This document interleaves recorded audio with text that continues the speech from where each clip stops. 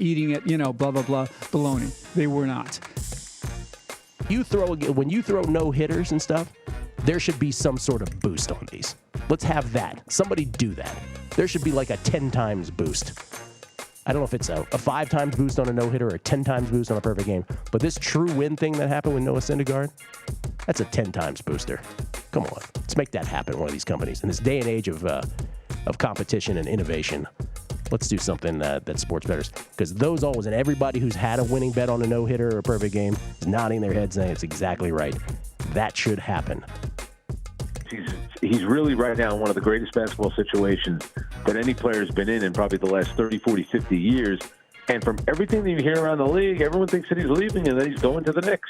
And obviously, if he's coming to the Knicks, it's not just for basketball reasons. There are obviously other reasons that he's coming there because you're joining the worst team in the league. Maybe that means another player is coming, but I think this is more about being in New York, growing his brand, growing his business, kind of like what LeBron did in L.A. And let's face it, it's not working out for LeBron. He's not even in the playoffs this year. And the organization that he joined looks like they're a Circa. So Kevin Durant's got to be careful, but I think it's the Knicks. And we could cut out some of these cheap shots hitting from behind. Well, what do you think about that, Darren? Yeah, I mean, when they put these rules in for these guys now, protect them, I guess, it just lets them, they have no respect for each other. So guys do whatever they want. And that little Marchand, I mean, I'd love to have him on my team. Play against him, I'd probably kill him. But he, on the other team, he does what he does because the league allows him to do it. So, they should let the players police themselves. It would stop guys from hitting each other from behind. It'll just change some of the rules, but they're changing the hockey game. They're changing the way hockey's being played now.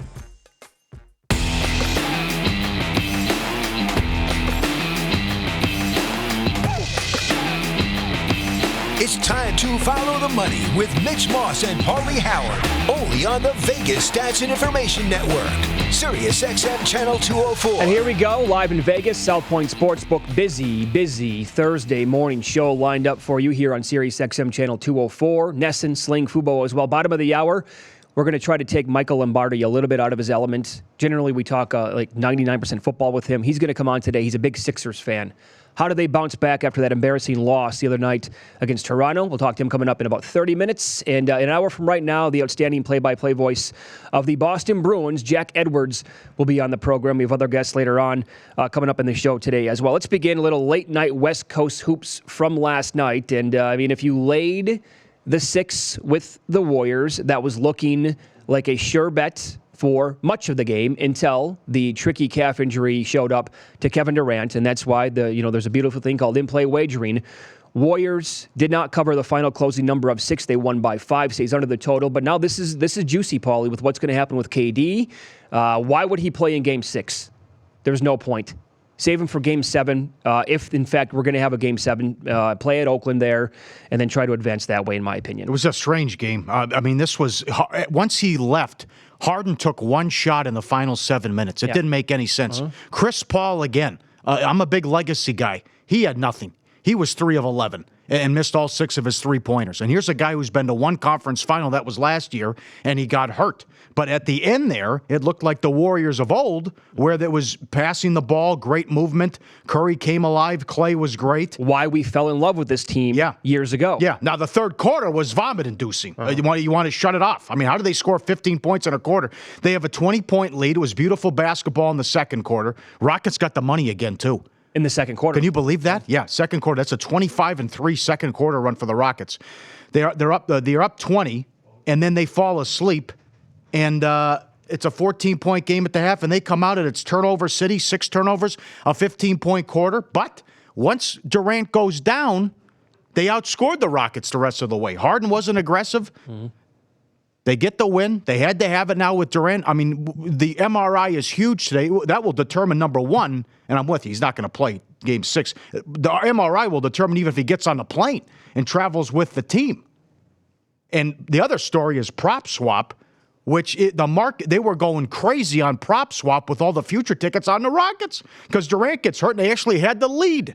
So all those future tickets on Houston, people were scooping those up too. They were cooking with Crisco once that happened. Mm-hmm. But they listen.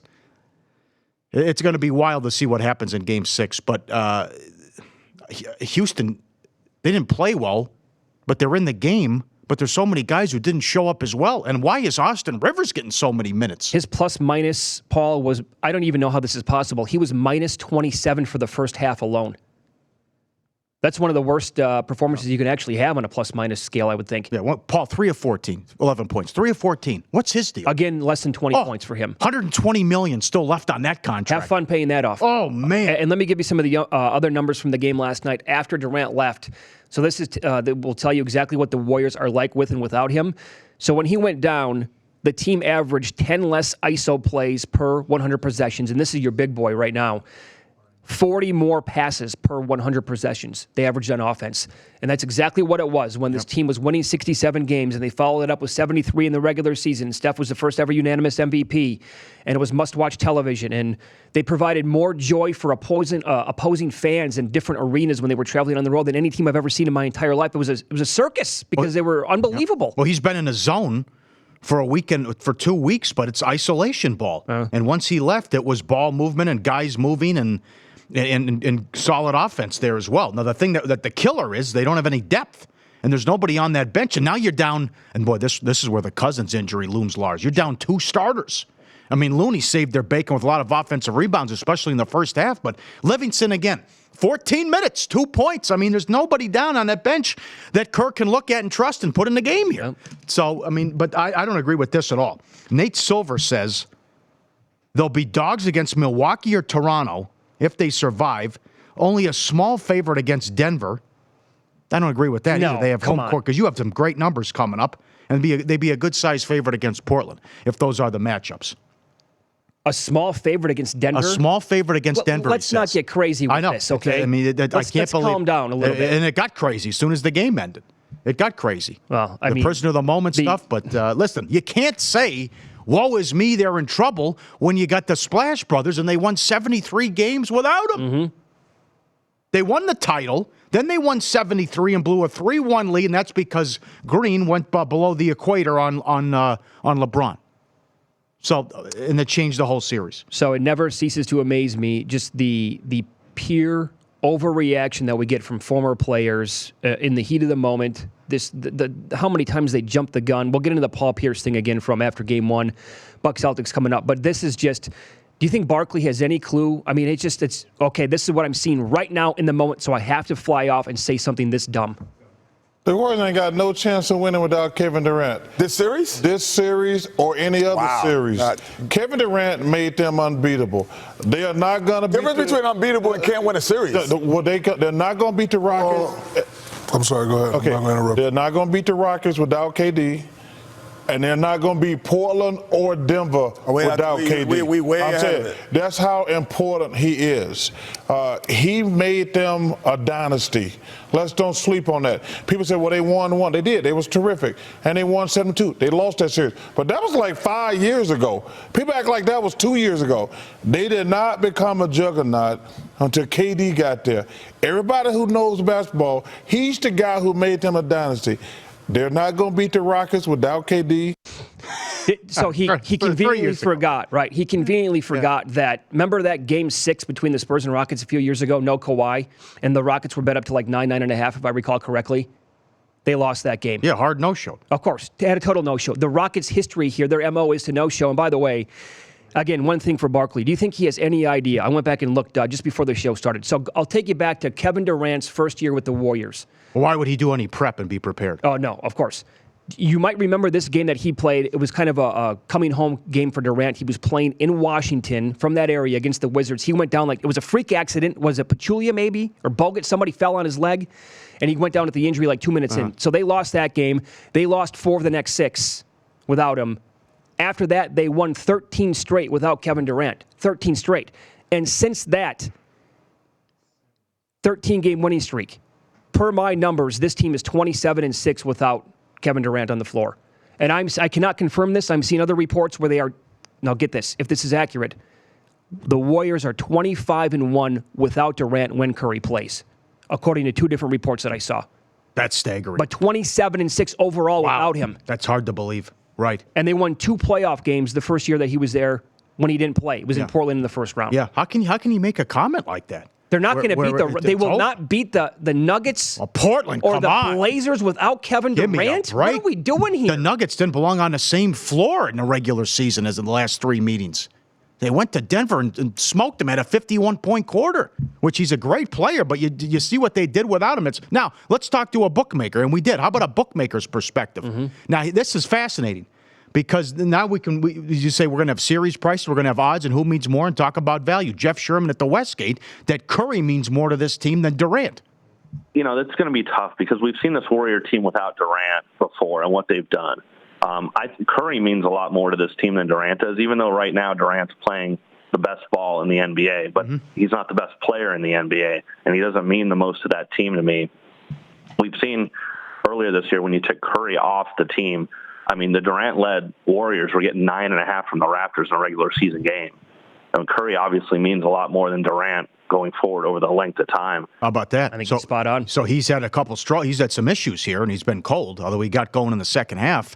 But he was right. He's playing fantastic ball during the regular season, and they were lost without Curry, not Durant. But they won't beat Portland. Give me a break. By the way, Denver doesn't have any playoff experience. They're killing them down low. Is Barkley suddenly Vegas Dave? I'm going to say every team's going to win it, so that way I'm going to be covered. Hey, Bucks are going to win the entire thing. Blazers are coming out of the West. Warriors have no chance now with no Kevin Durant. Just keep talking. Pretty soon he's going to have 8 teams winning the whole damn thing. Yeah, Charles Barkley's whale play. Whale play? There it is, whale play. Yeah, sure. He's crazy. He's the square guy. He's the public guy. Total square. Absolutely. Right that is absolutely train wreck, prisoner of the moment, 100% flying by the seat of my pants. I'm just gonna react to the last thing I saw. Yep. That's Joe Public in this sports book last night at about 9:45 p.m. out here. Yeah. That's the guy at the track the other day. Get up, you beast! That's him. That's Barkley. But they could still lose. Houston's got a hell of a team, but to dismiss them. Sure. And I'm looking forward to the future market, too. Adjusted series price, what the line is Game 6. What would you make the line Game 7 if he doesn't play? It's not very important, not an Achilles. It's the calf strain. So they caught a break there. I know a lot of people are saying Achilles right away. So, I don't know how long he's out, but what it does to the future market if he doesn't play the rest of the series and when he comes back. Because now you got to really fall in love with Milwaukee, who's already in. Jeff made him a $2.20 favorite against Toronto. $4, I think, if they play Philly, he said. And then what is it? What's the Denver Golden State? It changes everything in the West and in the future market as well. Another thing, I don't know what the hell that last possession was. Oh, why didn't they foul? I know it. Then Clay's falling out of bounds. He passes it. Gordon has the ball. Livingston falls on him. Then it goes back. Clay picks it up. And why did he shoot? He's a great free throw shooter. They got to foul. It's a 3-point game. And then he shoots it with his left hand, lays it in, puts it on 5. That's all she wrote. But it's like, what are you doing? The whole thing was a total mess down the stretch. They have the ball with 18 seconds, and then they don't foul. They almost get the turnover. Then he lays it in, and they win by 5. But Clay had, 27 last night? That's the kind of thing. Clay, okay, so is this an overreaction? Klay Thompson has to be like the streakiest shooter of all time. He'll go into a funk like he did Game 4, but then last night, first quarter, it's like everything he puts up's going in, nothing but net. If you believe the reports about this, I'm sick and tired of just picking up the crumbs and getting the crumbs. That this could be a guy who will flourish now with him out, with him getting more shots. And they're going to need Draymond Green, who made a big 3 too. But Iguodala's had a great series. So again, you still have Iguodala, Green, Curry, and Thompson. But the one thing I will. You're down 2 starts. You are down 2. Exactly right. Jesus, to completely dismiss them, they have no shot. Right. No chance. No, again, to go full circle here. 5 years ago, what are you talking about? Yeah. 5 years ago, come on, Charles. I am not going to be completely stunned if they lose to the Rockets because the Rockets are a very good basketball team. But also, Harden kind of showed last night again. He fades, man, at the end of the playoffs every single year. Well, he gets fatigued. Yeah. They ask him to do. Look what happened yesterday. He shot 1 time, I think, in the final 7 minutes. That is correct. What was he doing? Tim McMahon asked about him after the game. We'll have to look at the tape. Other guys were getting shots, whatever. It's like, come on, you're the MVP. Yep. 1 shot. I think he took 3 shots once Durant went down. Doesn't make any sense that he wasn't aggressive. And he played well. I think he was 10 of 16. Let me bring it up here in a second. But, yeah, he was 10 of 16. Paul couldn't make a damn thing. But now with this every other day business, this gets juicy. Yeah. This is juicy. Well, and speaking of crumbs, Okay, the Bucks might be favored against the Warriors with no Durant. Oh, sure. And I will be picking up your crumbs at the Spearmint Rhino for about 8 hours on a Saturday invited. night. Everyone's invited. On you, yeah. Let's calm down, though. We're only halfway there. Let's calm down. We're halfway there. I mean, we got a long ways Well, to go. Barkley said they're going to win it. Yeah. So. Oh, sure, not a problem. Well, I'll give him credit. He did have that right. He completely dismissed. And the Celtics fooled me, too. They fooled a lot of people. I was concerned about this series, especially after what happened in Game 1. But, shame on me. Again, you watch this for 82 games, and they were a tease. And Bob Ryan ripped him, who was on early in the week, and he was fantastic. I mean, this is – you want to talk about legacy again. Kyrie Irving, oh my God, what a disaster. I mean, this guy is just a lunatic. I'm a basketball genius. Really? You don't have an assist, and you're jacking shot. He was 4 of 18, 8 of 22, 7 of 22, and 6 of 21 in the series. From 3, 1 of 7, 1 of 7, 2 of 8, 1 of 5. I'm a basketball genius, he says. As Barkley pointed out, and he got this one right too, this is what you wanted. You left Cleveland. Yeah. You wanted to be your own guy and run a team. And now... I thought that was a great tweet from John Murray that you're looking at right now. Yeah. He wanted out. This is what he wanted. And he goes to Boston. It's a disaster. They go to the conference finals without him, Game 7. He comes back. Leadership issues in October. I'm going to re-sign at a season ticket holder event. February 1st. Talk to me in July or February. Ask me July 1st. Then we'll know where I'm going. Does a 180 there. Jackie McMullen told this to Zach Lowe. He won the title 2 years in a row in high school, and then he transferred. He won the state championship in high school and transferred. Strange. He is a weird guy. So for the radio audience, let me give you John Murray's tweet. If LeBron never returns to Cleveland, how would Kyrie be viewed right now? A bust? Would he plus Wiggins have been able to do anything in the East? Very doubtful. No chance in the East? No. Come on. This did not work out. Tatum working out with Kobe in the offseason. Yeah. Fell in love with the iso ball and the long twos. But the chemistry and lack thereof and the issues and not getting along. And I got to share now. And Rozier actually said earlier in the season, Jackie McMullen had this too, I went from the passenger seat to the trunk. He actually tweeted, do us all a favor. It's like he wanted to get out of there and be traded. That's a good quote. Yeah. So Kyrie's probably gone. We'll see what they do with Horford. I think he's due $30 million. I think he has the player option. But I mean, last night that was. You know how Dame waved to OKC after he hit that 37-footer? Last night during that game, that was like Kyrie from Milwaukee waving to the Boston fans. Adios. I'm never playing in this with this team ever again. I agree with your tweet. They didn't even play well. They should have won that game. They should have been up 30 early. Oh, easily. The Bucks had a poor first half, and they should have. I mean, if they didn't actually play like that and made some easy shots, they would have been up by 30 at the half. That was exactly what we talked about yesterday in that game. If you could tell early what was going to happen, the Bucks were going to run them out. I couldn't believe Bucks were minus a half a point for the second half. Yeah, good bet. I know a lot of people jumped on him in play, too, as our friend at ESPN. Nobody better than sniffing out the rollover. Yeah. And that was a Celtics rollover again. That once they got in the second half, and it was all she wrote. That is 52 wins. What a betting story this is. They are an ATS machine, regular season, 8-1 ATS in the playoffs, 52 wins by double digits. Okay? And now 52 out of 91 games that would be. Yeah, 52 wins by double digits. You get Brogdon back. He got some good minutes. He had 10 points. I mean, they are just they're phenomenal. Yeah, and what they did after the Game 1 fluke and to take them out like that, and how Freak played, and these other guys, Bledsoe played well, which he's going to be big. Brooke Lopez, thanks for checking in. Oh boy, 0 for 7. Mm-hmm. Come on, but they are deep, and again, George Hill. Bravo. George Hill played well. Connaughton, good job. Budenholzer sticking with him. You get Brogdon back, but they have depth, and they have a lot of guys that can score, and someone can have an off night, and it's no big deal. And you have to love the fact that no matter who they play now, they have the best record, they have home court, and a lot of confidence. And good for that organization. Conference final, first time since 2001. This is Celtics head coach Brad Stevens telling the truth last night after the game. We make a teaching tape every year for our teams about different things, closeouts, recovering, flying around.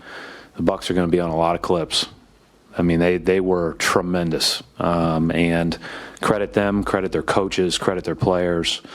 They're better than we are,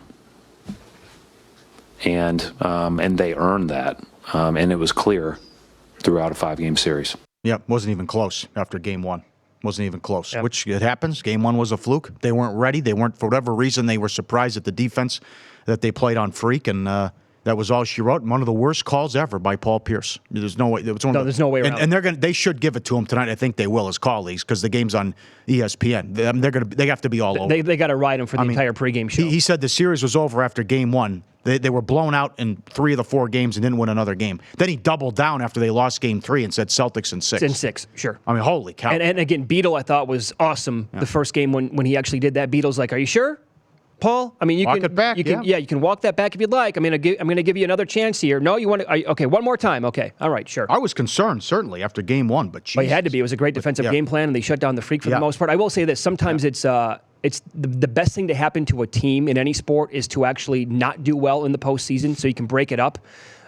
Because this would have been fool's gold, I believe, had they actually done something here. And hey, let's keep the band together, right? No, you probably, as a Celtics fan today, right, you want Kyrie gone. Like, get him out of there and actually use your assets to get better moving forward. They have to. Yeah, absolutely right. Jaylen Brown talked about it, pace and space, and sharing is caring, and what they did last year. And I know the East was dog bleep last year. It's much better this year, but to be 1 win away from the championship without those 2 guys, now they come back and you're the 4 seed. And you get beaten 5 games, which you played Indiana, congratulations, but they didn't have their best player, and you swept them. But is that your guy you were talking to said, look, those games were close down the stretch. I mean, they were down double digits in one of the games, too, before they came back. But a good tweet from Pat Forty. Is this the first time in his coaching career that Brad Stevens' team underachieved? I would say yes. Terrific observation. Yeah. They always found a way to get it done at Butler. Mm-hmm. He would do more with less with the Celtics. And then here they had huge expectations and a high win total, expected to win 60 games. Bill Simmons thought they'd win 67 games. Mm-hmm. 4 seed. 4 seed. Oh, the win total was 59.5. Yep. Chemistry, though. Couldn't stand each other. Horrible chemistry. What a disaster. Wow. Which you'll take 3 out of 4, no problem. But that'll do it for the Boston Slam. Certainly, you have to like the Bruins' chances to win the cup, at least get there. But this is a great betting store. 100-1, 80-1. All the tickets on Prop Swap. Best record. ATS machine. Playoffs, regular season. Mm-hmm. They have the MVP. Great to watch. Yep. So many weapons they can work this around. Coach of the year. Isn't that amazing? What a different. Yeah. David Thorpe, by the way, had a great tweet too. He took a picture, a screenshot of what he said a year ago in the playoffs, when the Celtics were rolling, and he said, just play along with me here for a minute. What if I told you this team could actually get better? Because they were doing it without Kyrie and without Hayward. You trade Kyrie, you trade Hayward for assets, and you get better in the offseason. And he was absolutely crucified, as you would imagine, with the notifications. And he pointed back out. He's like, anybody want to talk to me now about this? Oh, wow. Where are you now? Strong. Yep. Very strong. What a difference a year makes and a coach makes. They played last year in the playoffs. Yeah. But that kid was fired. They put that clown Prunty in there as the interim. They had no idea how to play basketball. No clue. And Bledsoe was terrible as well. But now you just look at the difference is night and day. They get rid of the coach. They bring in Budenholzer, and they win 60 games, and they're the favorites. They're big favorites to win the East, and who knows with Durant's status, maybe favorites to win the whole thing. Mm-hmm. There you go. Looking at Thorpe's tweet right now. Good for him. Good call. How about his crazy stat now? What is it, 70-1? No, I know there's not much you can do with it, and certainly maybe it's an in-play angle, but it's still fun to point out.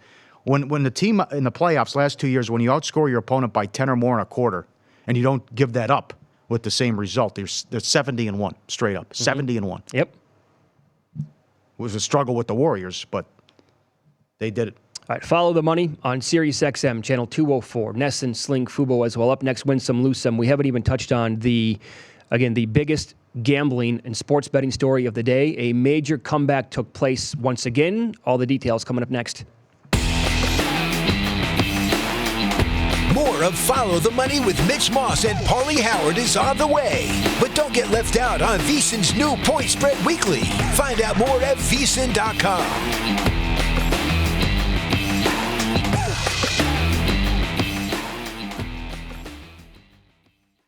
If you didn't catch VSiN last week, here's some of what you missed.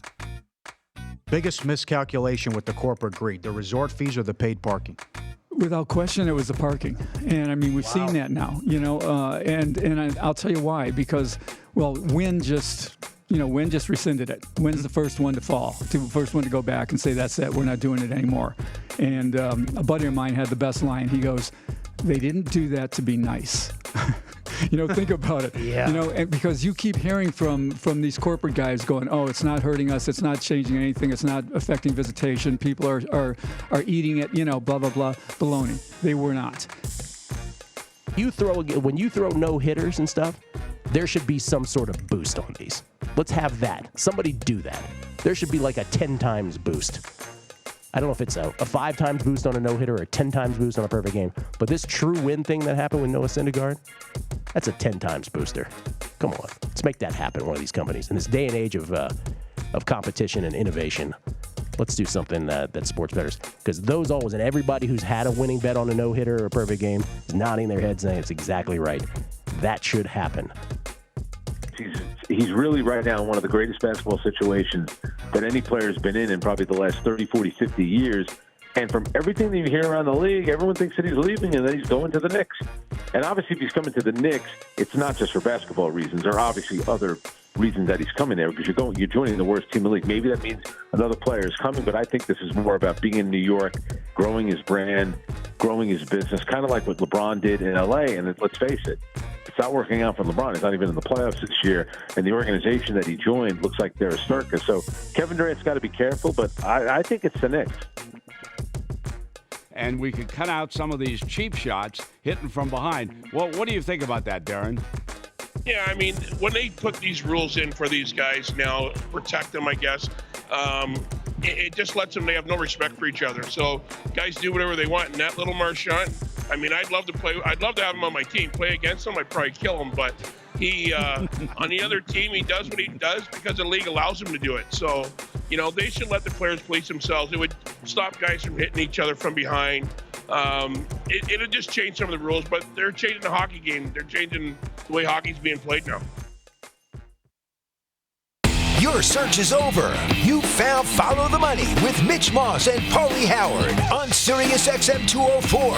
Now listen up for Winformation. This part of the show is brought to you by PointsBet, New Jersey's premium sportsbook. They have the best promos available, including an amazing offer for the NBA playoffs, and all you have to do is place a moneyline bet on any NBA team, and if your team is up after the third quarter, they will pay you out instantly, even if your team goes on to lose. Be sure to sign up with the code VSIN, and you'll get 2 risk-free bets up to $1,000. Again, that code is VSIN, VSIN. Don't miss out on all the action. Get the app today on iOS and Android. New Jersey only, must be 21 plus to bet. Additional terms and conditions apply. Gambling problem? Call 1-800-GAMBLER. PointsBet. Stay sharp. Rough night? Can't call it a bad beat. Definitely lose some. Good night? How does it make you feel? I absolutely hate them. I absolutely hate them. Follow the Money looks back so we can learn for today. Everything's an adventure. And win some, lose some. Let the education commence. Second day in a row, a wild comeback in soccer. Champions League again. Ajax 350 to advance. 2 at home. 2-0 in the 55th minute. Not only does Tottenham come all the way, they win the match and they had 22-1 in play. They scored with the final kick in the 96th minute. Now remember, the first leg, Ajax won 1-0 on the road. So Tottenham has to win. The draw's a tough beat, too, because it's 2-2. Then they score. I mean, what are you doing? Again, take the air out of the ball. Park the bus. Why are you being so aggressive? And Tottenham somehow scores 3 times late, and they take on Liverpool, who shocked the world and came back to beat Barcelona. That's your Champions League final, Saturday, June 1st. Paul, I'll ask you this. In the first half of that match, was it even close? No. They hit the post in the second half, I know, but they kept attacking. When they had the lead, ultimate kiss of death coming up, too, by the announcer. We'll get to as well. But 2-0 in the 55th minute at home. Yep, they're celebrating, having a good time. They have their ticket punched. They're going. They blow it. By the way, I was talking to a friend of the show, the Sharp Plays, who tracks some offshore movement.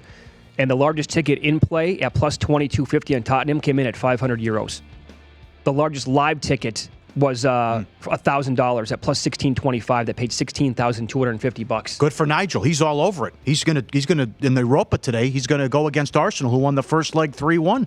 I mean, this is just I don't know what it is. They relax. They get comfortable. I mean, or it was Barcelona. Well, we got some goals to play with. So what if we're down 1-0 because it's aggregate? Yep. Ridiculous. Okay, so here we go. We have the audio. This is after Ajax scored to make it 2-0 in the match, 3-0 in the aggregate. And I was watching it live when it happened. I was like, oh, boy, you never want to hear an announcer say this. Ajax are on their way to the Champions League final. I couldn't believe he said it. believe he said that? To the Champions Ajax are on their way to the Champions League final. Calm down. We got a lot of time left here. Oh, what are you doing? Did you not see what happened the day before? Oh.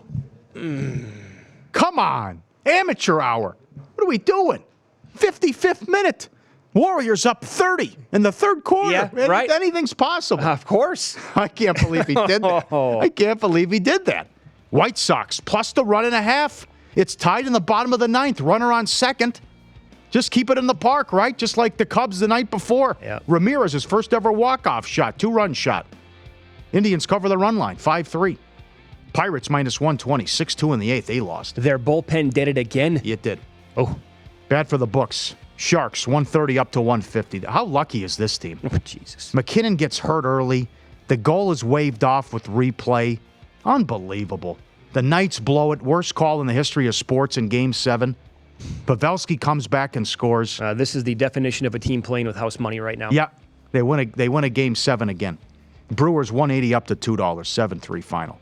Dodgers and Kershaw, 180 up to 210. They smoked the Braves. Hey, Sale's back. Nice job. 14 strikeouts? 14. Nice. His last 4 starts now have been very impressive. There you go. Red was a struggle, though. I mean, no help. $250 up to $3. They win 2-1 and 12. Lose some. The Lakers and the Buss family. What a Mickey Mouse operation. What is this now? So they apparently, according to reports, Jeannie Buss and Pelinka wanted Lou. But Kurt Rambis is calling the shots. Kurt and Linda Rambis? Kurt Rambis, one of the worst coaches in NBA history. He wasn't sold on Lou, so he wanted a 5-year deal. They offered 3. He said thanks, but no thanks. There's also a report that they wanted to pick his assistants for him. So he says, I'm out of here. Did you see some of the guys on the list? Oh, of course. Mike Woodson? Yeah. Lionel Hollins? Oh, my God. It's getting worse by the day. Kid's name was thrown around, correct? Ah. But it wasn't, so here's the thing. The report that I saw was not only Kurt Rambis, but Kurt and his wife involved in this decision-making, I guess. Maybe Magic knew something. I don't know. I can't believe it. I cannot believe this. Rays did it again. First inning run, 27-8 on the season. A run in the first inning. That's actually win some, but what else do I have? I'll go this and lose some. How about this tweet from Chad Andrews? How about the SEC, huh? How about them? Anytime, any place. Colorado scheduled a home-and-home with Florida in football in 2028, 2029. It will be Florida's first non-conference road game outside of Florida in 38 years. Weekly grind, huh? Yeah, just speaks for itself. What a joke. What a travesty. How about Bakhtiari last night at the beautiful. game? 2 things from the Bucks game. So Aaron Rodgers is there with Danica. They're having a good time. How about the guy over the top? Let me buy her a beer. Yeah, I buy saw her a that. drink, and Aaron's like, what's going on here? Yeah. So they put him up on the jumbotron. This is like the go-to move now. It's all right. Everyone shows me, and this is a great move. There he is. All right, there you go. Green Bay Packers offensive lineman in the house. How you doing? Cheers, lad. Okay, yeah, right down the hatch. Right down the hatch. No problem. Number 1. He's like, screw it. Okay, gonna keep the cameras on me. I got one more. Let's go. Huh? Look at the eyes. Boom. Number 2. Let's go. Come on. Paul, I tweeted this out when I saw it. I have never been prouder to be from Wisconsin. Ever. And I've never liked an offensive lineman as much as I like David Bakhtiari today. Oh, then they put it on Rodgers. I didn't see that. That was good. And he's smiling. He's like, that's my offensive lineman right there. Yep. My guy. I mean, how good is that? I mean, that's 2 tall boys. What are we talking about? 20 ounces probably right there?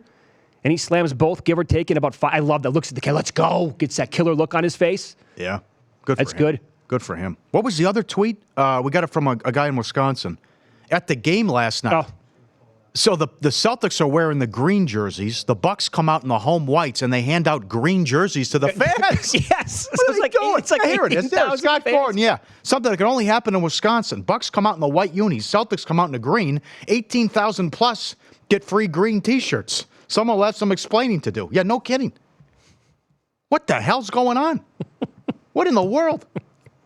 Yeah, PropSwap had that tweet up too, and we saw a guy with a big ticket on it. Ajax. This hurts. Ajax was 200-1 in the round of 16 after they lost the first leg at home. And they're right there. It's 2-0 in the 55th minute. They're going to the title game. Liverpool's $2, by the way, in the title match against Tottenham. Oh, God. Incredible night yet again. It was. Day through the night. It was. What a time to be alive, huh? Sure thing, Johnny. What was this other thing in Wisconsin? Did you see this? Some guy had like 10 pounds of sausage in his car. Oh, this is from a reporter who got there, who's covering the series, I think, for The Ringer. And I think he had a bunch of bacon in the front seat. Hey, you want some of my bacon? He's like, I don't know how to react to this. I guess you want some bacon. Yeah. I got 10 pounds in the car. That's how they operate. They get very excited about the simple things in life, Paul. They go crazy for what is it, cheese? What are they called? Cheese curds? Well, what are they called? Have you never had them? You lived there for like 4 years. Yeah, well, if I try to forget it, something I don't want to remember. Well, it doesn't matter. The cheese curds are unstoppable. Cheese curds, big deal. Big deal. I have everything's fried too. Fried Twinkies. No, that's here downtown on the Strip. I have like a week. No, at those state fairs, they're crazy. Minnesota, Wisconsin. Yeah, everything's deep fried. Everything's deep fried. I'm not kidding. I could probably pull up my text right now. I have like weekly conversations with my brother who lives in the state about how good the bacon is and how he's going to send me like venison and bacon and all this other stuff and how he does it like all the time. Yeah. You ever have a deep fried Twinkie? No, I refuse to do it. It's good. No chance. You got to try it though. Bucket list that item. Bucket list it. That's good. Puts the 2 beers down. Bakhtiari. Yeah. I love that team. Damn, I love that team. Oh, they're fun. Oh, 52 wins by double digits. Yep.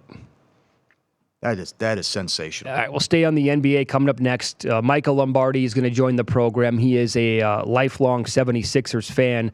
How will this team respond after that embarrassing blowout in Game 5? We'll ask him coming up next. More of Follow the Money with Mitch Moss and Pauly Howard is on the way. But don't get left out on VSiN's new Point Spread Weekly. Find out more at VSiN.com.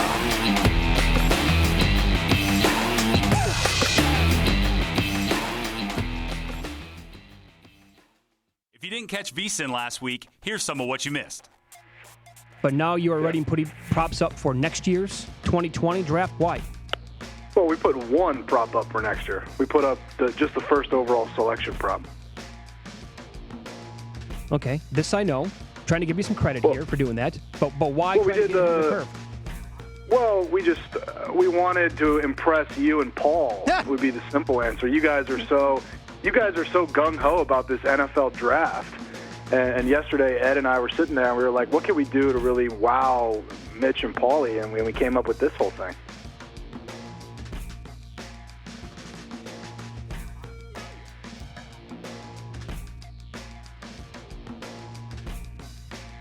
You were telling us these stories, and Todd is if nothing else, is a fountain of great stories. So you in 1998, if I have the year correct? 1998, the summer of 90, I was living in Manhattan in the Upper West Side, and I decided that I wasn't working at the time, I don't know, I was like in between jobs or something, and I decided I wanted to go to Vegas and bet baseball all summer.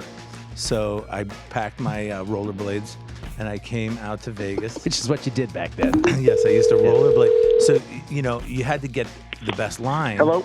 And, in the baseball games, so what I would do is I would rollerblade Good morning, from one casino to the next.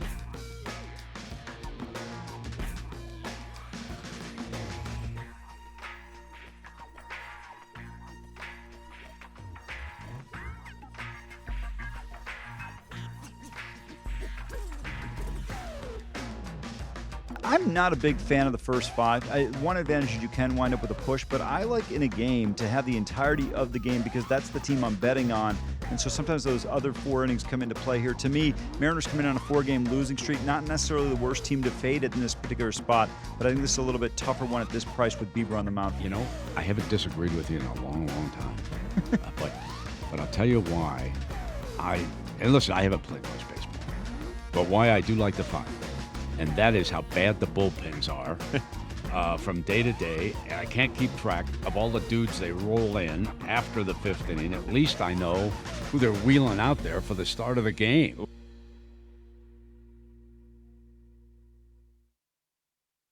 This is Brent Musburger, and here is your VSiN action update. Now, here are the latest lines from my guys in the desert. Trailblazers look to force their first Game 7 since 2003, where they host the Nuggets at the Moda Center in Game 6 of the Western Conference semifinals. Trailblazers favored by 4 points, minus 170 on the money line, 215.5 the total at Moda Center.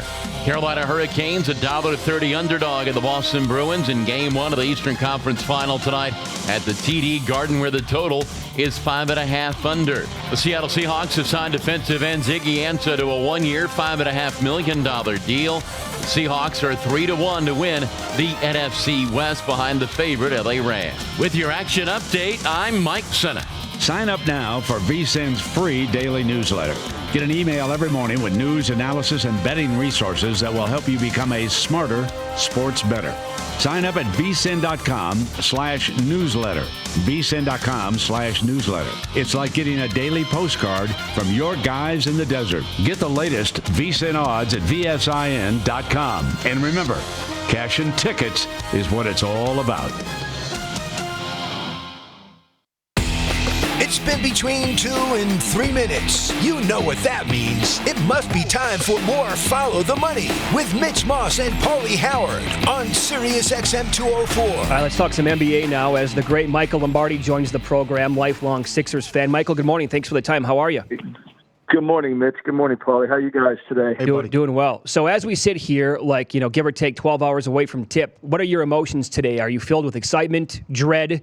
Are you fearing what's going to take place tonight? Especially after that Game 5, performance they had against Toronto. Well, as an executive in the league, the game is something that's on your mind, but you're always thinking about what are you going to do if you lose? What happens? And I think if you're the 76ers and you lose this, I think that it's pretty clear what happened to your team. You lack mental toughness. I mean, they're the only team in the playoffs that have question marks about their best players. Everybody else has question marks about their role players. The Sixers have question marks about whether Mr. Embiid is going to feel well enough to come play in the game. And I've never been around in my 35 years in my career of being around great players. I've never seen somebody sick as often as Joel Embiid. Mm-hmm. Yeah. Can you talk more about that? How is a guy on a pro sports franchise sick for 4 days in a row? That just is remarkable to me. I mean, I've seen Tom Brady hurt his calf on a Thursday practice where most people would be out 6 weeks and playing a game. I've seen other players have unbelievable flu, and you never know it. I think what Barkley said the other night is so relevant and so honest that, he talked about how his whole body language, I'm sick. I mean, look, my 23-month-old grandson, when he's sick, he feels the same way, but he doesn't, he behaves that way, but he's 23 months.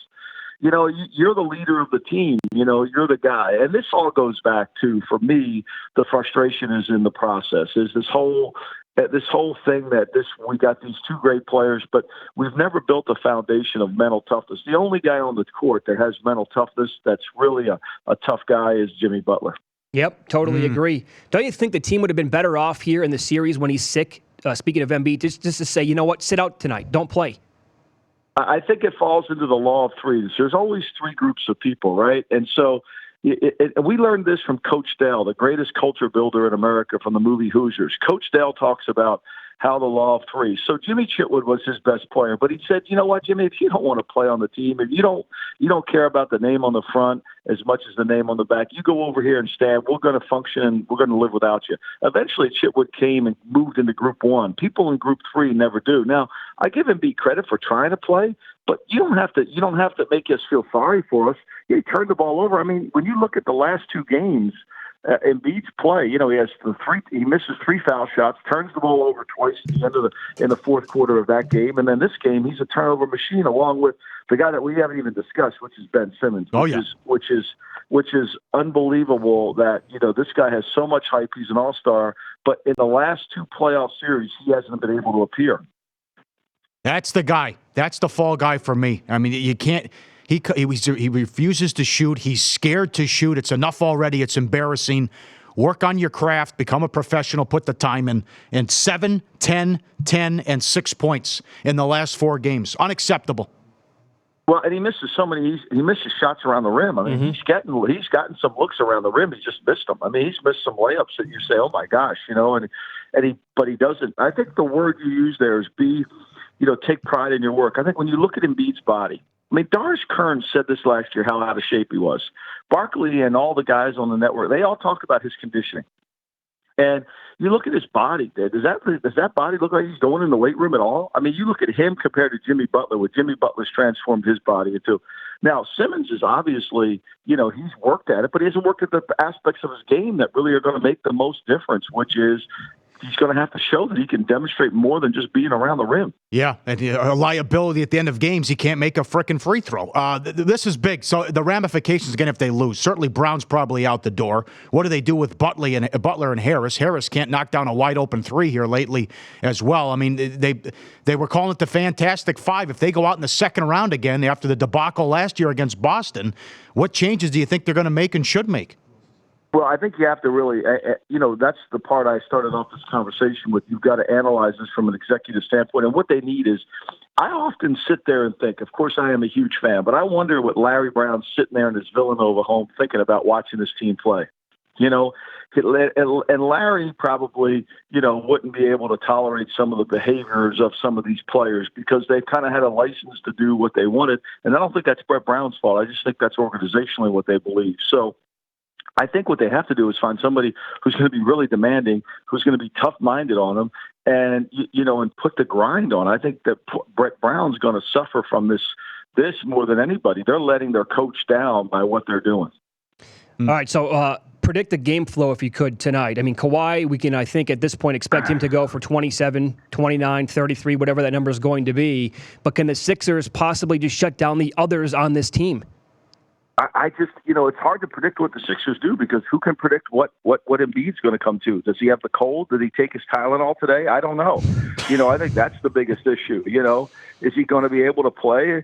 I would suspect they're going to come out and play really well. I would think that they would show some. I think the most disappointing thing, Mitch, and you said this on Twitter as well, is their whole lack of competitive fire in that game. Yeah.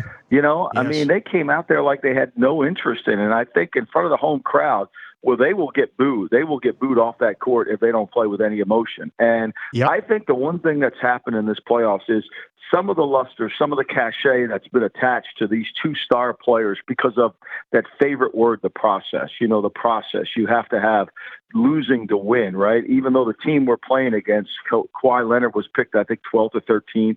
Sockham's picked at the bottom of the first round. They didn't lose to build their team. But, of course, we all believe in process. You have to have it.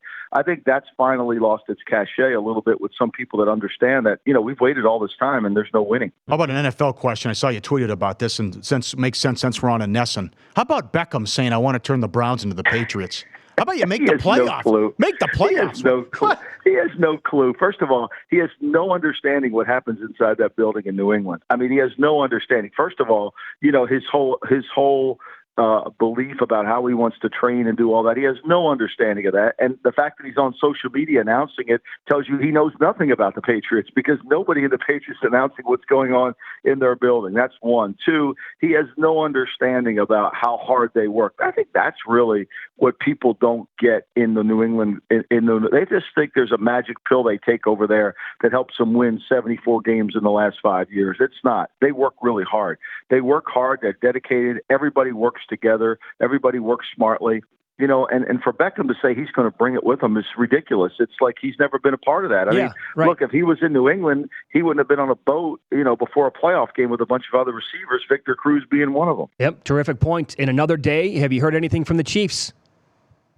It's another day. It's day 14. Here we are again. It's like remarkable, right? I mean, I don't know what the league is thinking, but thankfully, they were right on top of those balls being blown up by Tom Brady. They couldn't wait to get on top of that. That was really, we're really seeing what's important to the league office. If you pump a football up, you're going to get in serious trouble. Integrity of the game, Michael. Yeah. Integrity of the game, right? It's comical. It's comical. I don't know what else to say. I do think the Ziggy Ansah signing in Seattle is significant. I do think that Ansah is one of those players that I think he can shift a little bit, and I think Seattle's line with the win total there can do it. I thought Philadelphia's at 9.5 on their win total.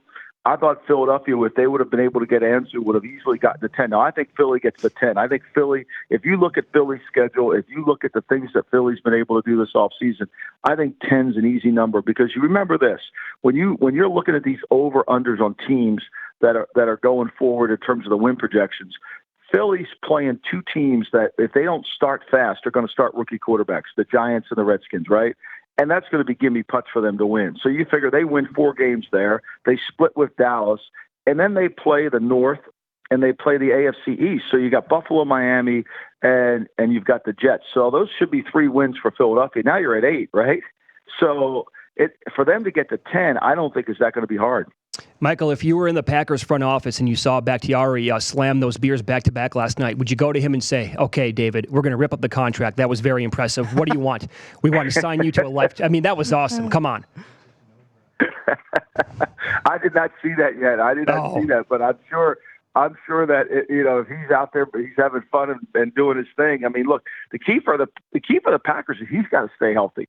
I mean, that's this whole thing. I think you got to look at these over-unders and look at players, the key players. If they don't stay healthy, the team kind of tends to fall apart, and I think that's certainly one of those conditions in Green Bay with their left tackle. All right, well, good luck to your squad tonight. Yes. Okay, thanks for the time. Well, what do you guys think? Wait a minute. You asked me. Who are you going with tonight? I like Toronto. I like Toronto minus the 2.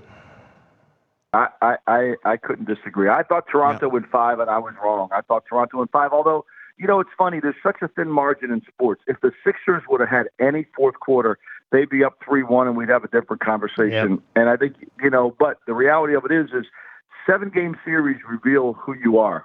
Totally. They really do. Yep. They reveal who you are in terms of players, in terms of teams. And I think this has been really revealing. It's been something I felt for 3 years about this team, but I think everybody else is seeing it. I would say this, Michael, in front of the home crowd, I think they come out with their A-plus or what they think is their A-plus game in the first quarter and the first half. I would actually look at betting the Sixers in those 2 spots, but then after that, can they actually, sustain it and, hang on and beat the Raptors for the entire game? I agree. Yep. I agree. Can they close it out? It takes mental toughness. Remember, mental toughness, according to the great Bill Belichick, is doing what's right for the team when it might not be right for you. I think that's the key to the game tonight. All right. Have fun watching it.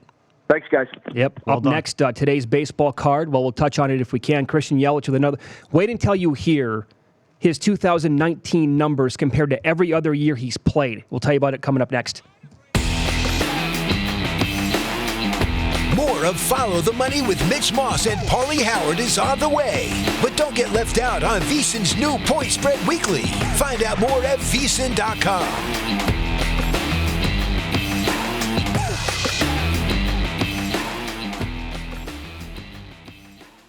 If you didn't catch VSiN last week, here's some of what you missed. And they ran an op-ed asking if Holzhauer was a menace to the show, if he's the worst thing that Jeopardy's had, and is this ruining? What? Yeah. Washington Post op-ed, you can look it up, and James quickly tweeted back to them, "I always dreamed of working in an MLB front office and ruining baseball, but I have to settle for ruining Jeopardy instead."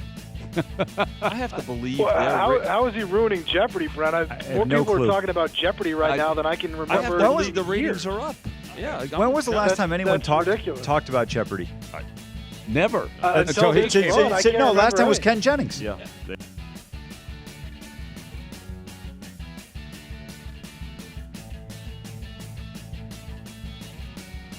All right, last one. We're going to go a little out of this world with this one. Matt's favorite sport, would you rather have Liverpool to win the Premier League, which is not Jorge's favorite team? You're going against Jorge's favorite team there.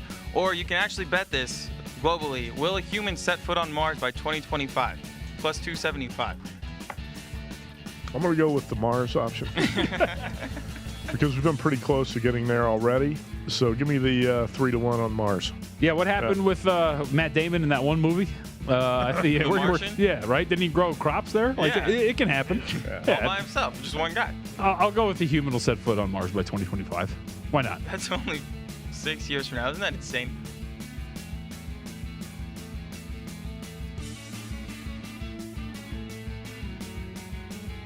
Are you watching this right now with Jeopardy, Nick?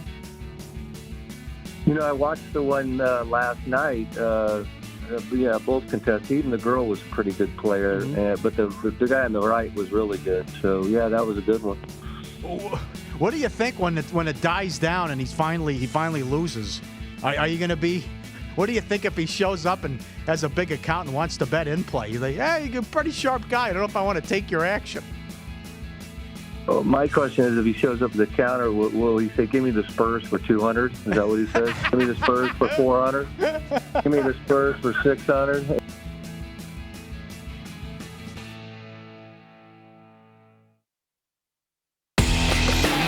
We're back with more Follow the Money on SiriusXM 204. Mitch Moss and Pauly Howard have the mics for the information you need to win. Bruins play-by-play voice Jack Edwards coming up top of the hour.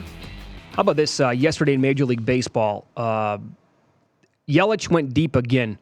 What a tweet from @SlayingOnSports. Yelich now has 16 home runs as of May 8th. Before 2018, he'd never hit 10 home runs in a first half. Oh, God. Ever. So his first half home runs by year, and games are in parentheses for those of you watching the show. This year, 16 in 34 games. Last year, he had 11 in 82.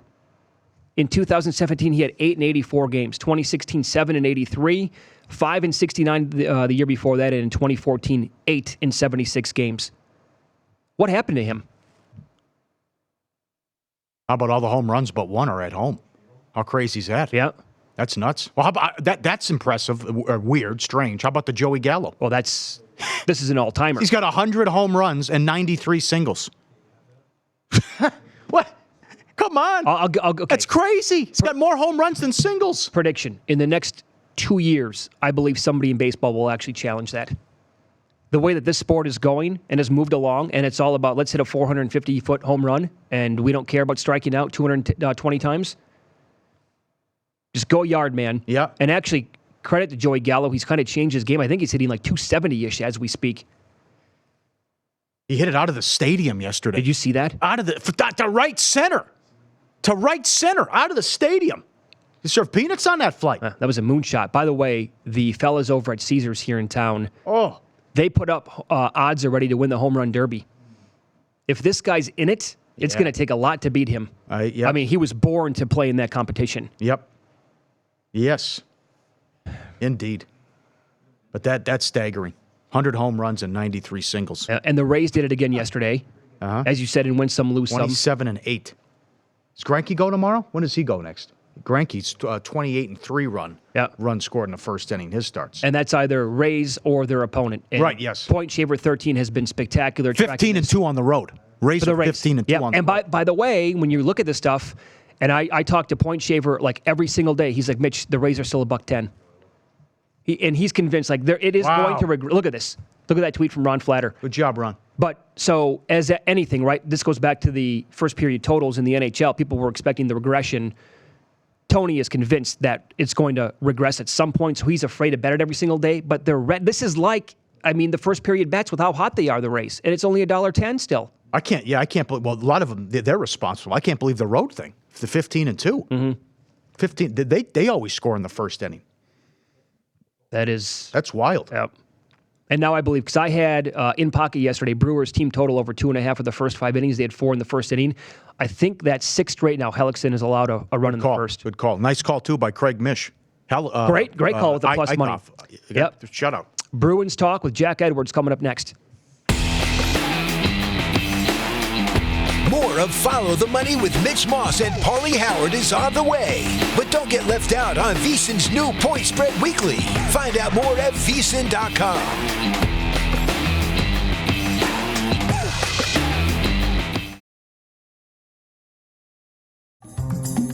If you're a loyal follower of VSiN, it's time to take the next step. Sign up for VSiN's free daily newsletter. You'll get an email every single morning with news, analysis, and betting resources to help you improve your handicapping. Dave Tooley tracks the ATS results from the night before. Jeff Fogel offers insights on how to read the ups and downs of the sports betting markets so you know what the sharp bettors are doing. Receive the daily betting schedules from the South Point Sportsbook with games listed in official Nevada rotation order. Watch highlights from VSiN shows, plus learn about special offers and discounts from VSiN. That's all for free. That's all in VSiN's daily newsletter. Sign up at VSiN.com/newsletter. That's VSiN.com/newsletter. It's kind of like getting a postcard right here from your friends in Las Vegas. didn't catch VSiN last week, here's some of what you missed. Biggest miscalculation with the corporate greed, the resort fees or the paid parking? Without question, it was the parking. And, I mean, we've seen that now, and I'll tell you why. Because, well, Wynn just rescinded it. Wynn's the first one to fall, the first one to go back and say, that's it, we're not doing it anymore. And a buddy of mine had the best line. He goes, they didn't do that to be nice. Think about it. Yeah. And because you keep hearing from these corporate guys going, oh, it's not hurting us, it's not changing anything, it's not affecting visitation, people are eating it, blah, blah, blah, baloney. They were not. When you throw no hitters and stuff, there should be some sort of boost on these. Let's have that. Somebody do that. There should be like a 10 times boost. I don't know if it's a 5 times boost on a no-hitter or a 10 times boost on a perfect game, but this true win thing that happened with Noah Syndergaard, that's a 10 times booster. Come on, let's make that happen, one of these companies. In this day and age of competition and innovation, let's do something that's sports bettors. Because those always, and everybody who's had a winning bet on a no-hitter or a perfect game is nodding their head saying it's exactly right. That should happen. He's really right now in one of the greatest basketball situations that any player has been in probably the last 30, 40, 50 years. And from everything that you hear around the league, everyone thinks that he's leaving and that he's going to the Knicks. And obviously, if he's coming to the Knicks, it's not just for basketball reasons. There are obviously other reasons that he's coming there because you're joining the worst team in the league. Maybe that means another player is coming, but I think this is more about being in New York, growing his brand, growing his business, kind of like what LeBron did in L.A. And let's face it, it's not working out for LeBron. He's not even in the playoffs this year. And the organization that he joined looks like they're a Circa. So Kevin Durant's got to be careful, but I think it's the Knicks. And we could cut out some of these cheap shots hitting from behind. Well, what do you think about that, Darren? Yeah, I mean, when they put these rules in for these guys now, protect them, I guess, it just lets them, they have no respect for each other. So guys do whatever they want. And that little Marchand, I mean, I'd love to have him on my team. Play against him, I'd probably kill him. But he, on the other team, he does what he does because the league allows him to do it. So, they should let the players police themselves. It would stop guys from hitting each other from behind. It'll just change some of the rules, but they're changing the hockey game. They're changing the way hockey's being played now. This is Brent Musburger, and here is your VSiN action update. Now, here are the latest lines from my guys in the desert. Brooks Koepka, the 13-2 favorite to win the Byron Nelson, which tees off today at Trinity Forest Golf Club in Dallas. Hideki Matsuyama's 16-1. Jordan Spieth is 18-1. Defending champion Aaron Wise 20-1. Boston's Charlie McAvoy suspended for Game 1 of the Eastern Conference Final tonight at the TD Garden for a hit to the head. Columbus's Josh Anderson in the Bruins Game 6 victory over the Blue Jackets on Monday. Carolina, the $1.30 underdog at the TD Garden, where the total is 5.5 under. Raptors laying 2 against the 76ers tonight in Philadelphia. Game 6 Eastern Conference semifinal. With your action update, I'm Mike Senna. Sign up now for VSiN's free daily newsletter. Get an email every morning with news, analysis, and betting resources that will help you become a smarter sports bettor. Sign up at vsin.com/newsletter. vsin.com/newsletter. It's like getting a daily postcard from your guys in the desert. Get the latest VSiN odds at vsin.com. And remember, cash and tickets is what it's all about.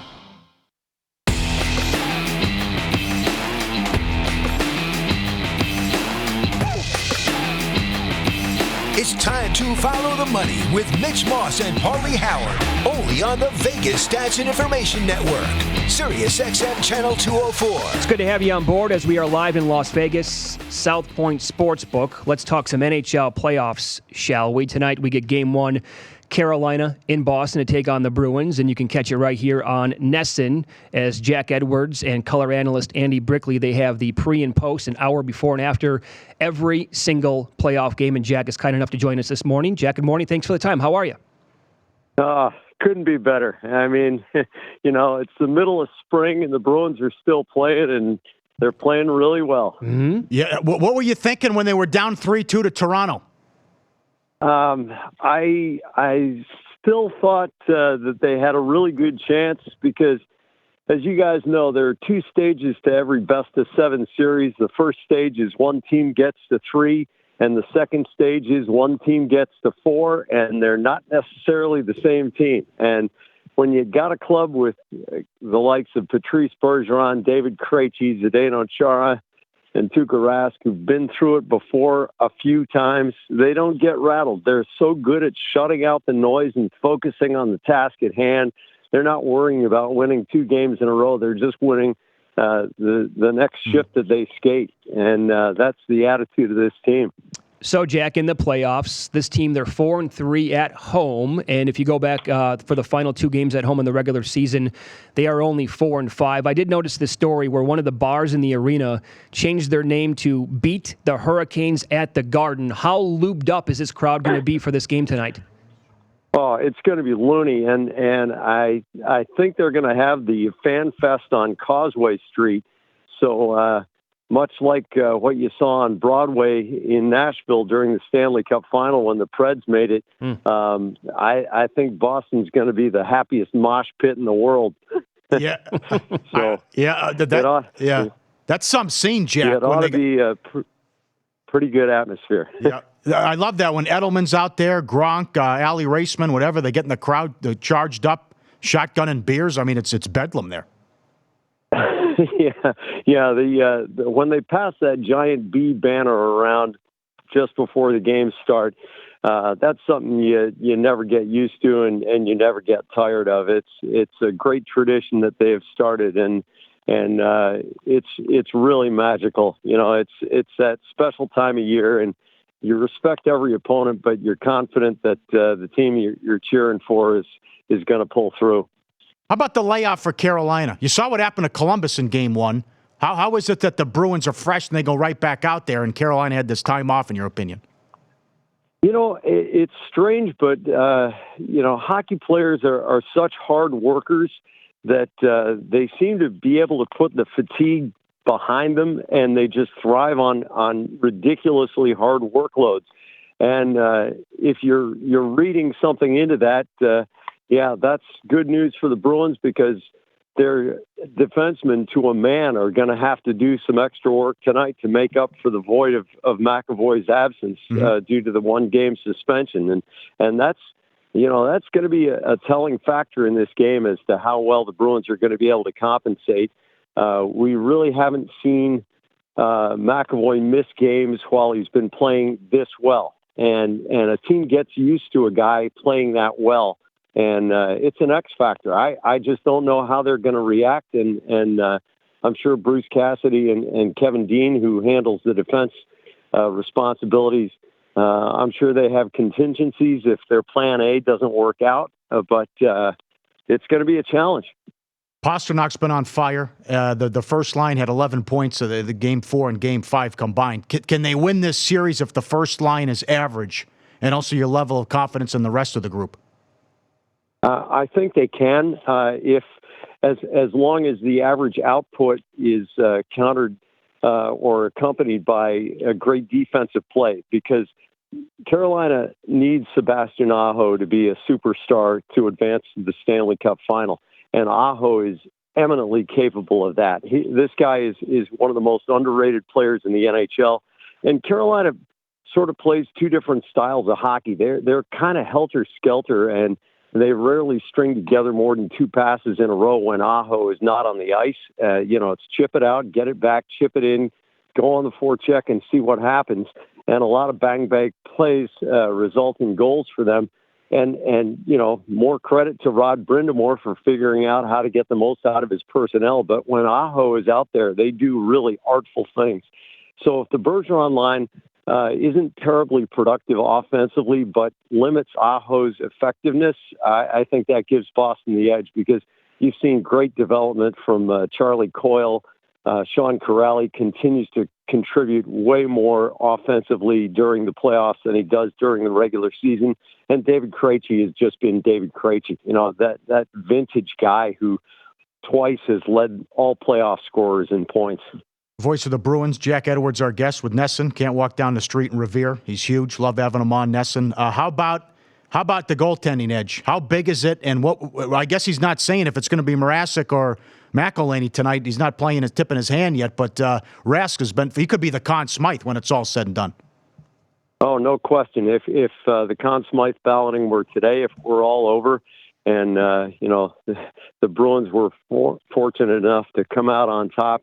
I don't think there's any question that it would be Tuukka Rask. He faced 17 shots in Game 6 out in Columbus in the second period alone, and just was phenomenal. And, even though it made people scratch their chins a little bit, I felt some of the same stuff that Bruce Cassidy was talking about. Even though the Bruins were only up 1-0, Boston was pretty confident because Tuukka Rask was in that zone where you had the feeling that one was going to be enough, and it was in Game 6. That's how well he's playing. We all had those table hockey games as kids, and the goalie was on that fixed radius, right? That little lever that you could slide back and forth.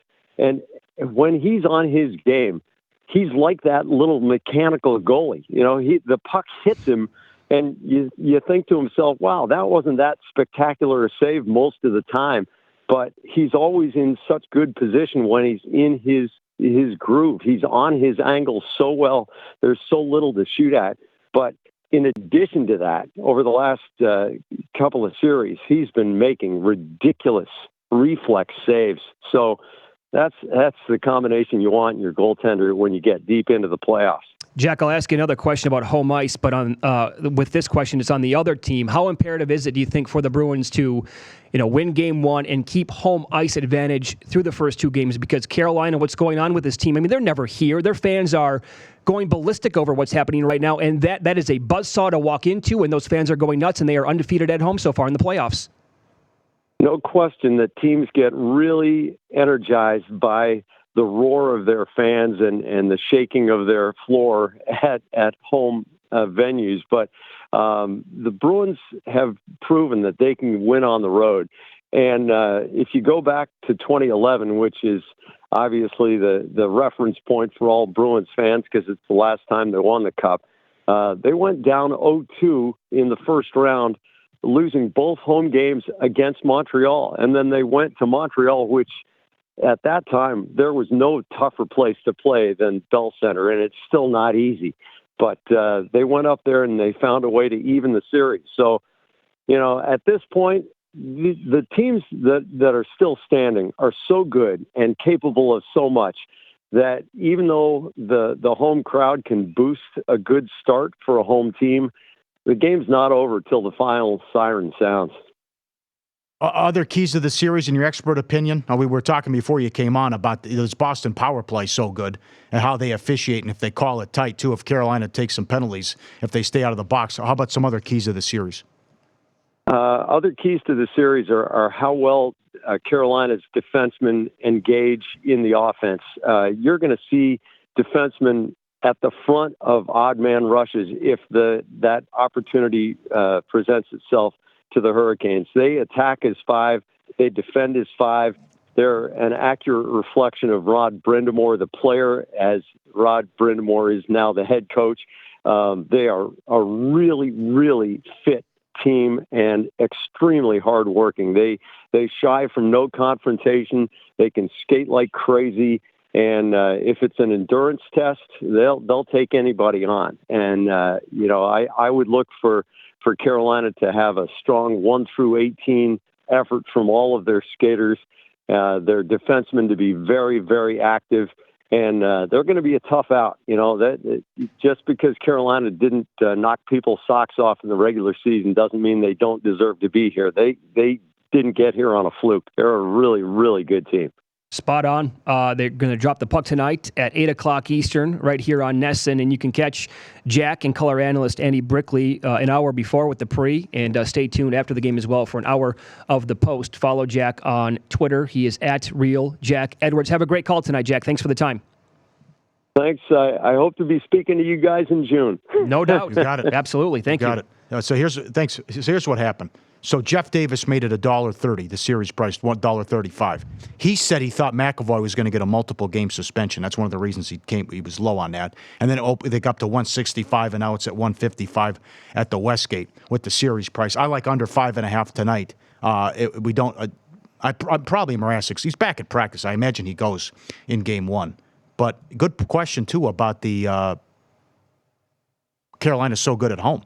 So if Boston gives one away here in one of the first two games, you want to go back 2-0, and New England going for a third title as well.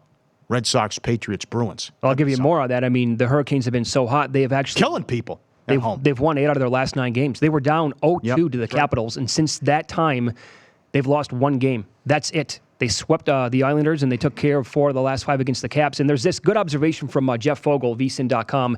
He points out, if this was a standard playoff format, this would have been a first-round 2 versus 7 matchup. Right. But anyway. Yep. So, no, that's a good point. That's fair. That just shows you 107 points and how good the Bruins are, and then unlikely that Carolina got hot at the right time, played great hockey down the stretch, and here they are shocking the world. Very impressive what they did against the Islanders. Shut them down. Shut them down, especially the 2 games in Brooklyn. But that's a whole different animal here. I mean, there's no home ice advantage in Brooklyn. Here, it's going to be a zoo, as he talked about. Mm-hmm. It'll be, and you're right, they'll be lubed up and ready to go. Western Conference doesn't start till Saturday night. So fingers crossed for a Boston-St. Louis Stanley Cup, which would be fantastic. Would love that. For your pocket. No, or just to watch, too, yeah. Great for business. Get the Bruins in there, and the Blues are a great story. I can't stand the Sharks. They shouldn't be here. No, they're totally lucky at this point. And we both find the Carolina story to be refreshing, and the Jerk Store called, and I think it's great. I love it. Those were great choreographed things that they did. The basketball, the baseball, the duck hunt they did, everything. That was fun. And they bought in. Nobody cared early in the season. No one cared in Raleigh. Now they're coming out, and they're loud. And not only all those wins at home where they haven't lost, blowout wins. Blowout wins. I like the under, though. Under 5.5. It's Follow the Money, excuse me, on SiriusXM Channel 204, on NESN, Sling, and Fubo as well. Up next, we'll get into the best and worst plus, minus, and net ratings for individual players in the NBA playoffs to this point, coming up here on VSiN. More of Follow the Money with Mitch Moss and Pauly Howard is on the way. But don't get left out on VSiN's new Point Spread Weekly. Find out more at vsin.com.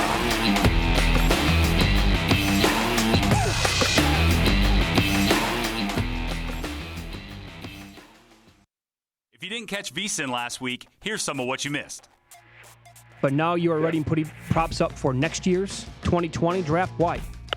Well, we put 1 prop up for next year. We put up just the first overall selection prop. Okay, this I know. Trying to give you some credit here for doing that. But why? Well, we did the curve? Well, we wanted to impress you and Paul. Would be the simple answer. You guys are so gung ho about this NFL draft. And yesterday, Ed and I were sitting there and we were like, what can we do to really wow Mitch and Pauly? And we came up with this whole thing.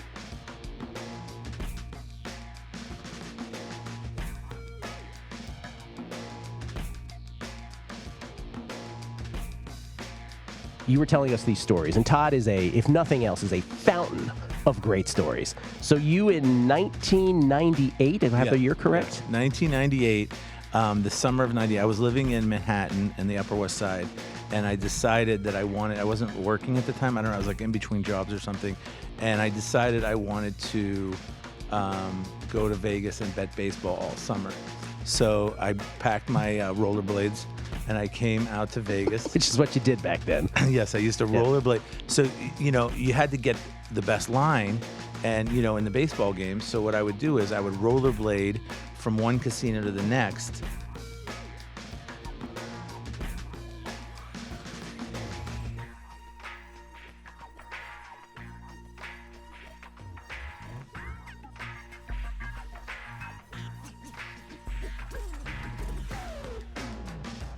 I'm not a big fan of the first 5. One advantage is you can wind up with a push, but I like in a game to have the entirety of the game because that's the team I'm betting on. And so sometimes those other 4 innings come into play here. To me, Mariners come in on a 4-game losing streak, not necessarily the worst team to fade in this particular spot, but I think this is a little bit tougher one at this price with Bieber on the mound. I haven't disagreed with you in a long, long time. But I'll tell you why. And listen, I haven't played much baseball, but why I do like the 5. And that is how bad the bullpens are from day to day. And I can't keep track of all the dudes they roll in after the 5th inning. At least I know who they're wheeling out there for the start of the game.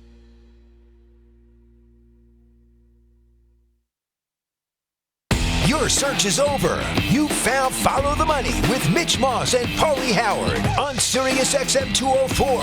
Now listen up for Winformation. NBA playoffs. Take a peek at the best individual players plus minus numbers at this point so far. All playoff games. The top 3 players are all on the Toronto Raptors. 4 of the top 6 belong to Toronto players, and 3 of the top 7 belong to the Bucks. How about that? Yeah. So those 2 teams are more than likely going to be meeting in the Eastern Conference Finals, and right now the top 7 players. Kyle Lowry, number 1 plus minus. I would have lost a big-time bar bet on that. He's plus 146 so far in the playoffs. What a shot in the arm in Game 5. Kawhi didn't go off, didn't do much in the first quarter, and they played the best game of the series. Yeah, everybody else played well. Yep, that's going to help tonight. Kawhi's number 2 at plus 140. Danny Green plus 112. He played well. Yeah, he was top 5 in the league, total plus minus. Then it was all Milwaukee players. You want to take a guess at number 4 for the Bucks? Trust me, it's not who you think it is. George Hill. Close. He's 5th. 4, Brook Lopez. Really? He's plus 103 so far when he is on the court. Wow. That's amazing. George Hill 5. Marc Gasol, number 6, plus 96. He's actually tied with Chris Middleton now. Middleton plus 96 as well. Draymond Green, he's 8th. Embiid 9th. Pascal Siakam is number 10. And then you get into the Joker, he's plus 90. Kevin Durant, injured last night, he's plus 80. Tied with Curry at plus 80. Then Butler, Ilyasova, Looney, Iguodala, Murray, Tucker, and Giannis round out the top 20. I also have overall net rating so far in the NBA playoffs. So this doesn't really qualify. He's played in 1 game, but last night, welcome back Malcolm Brogdon. His net rating, 42.1. That was big. Yeah. Get him back. He played well. They get that rest. They don't have to play game 1 till Tuesday now. Of the players still alive, George Hill, net rating overall is 22 to the good.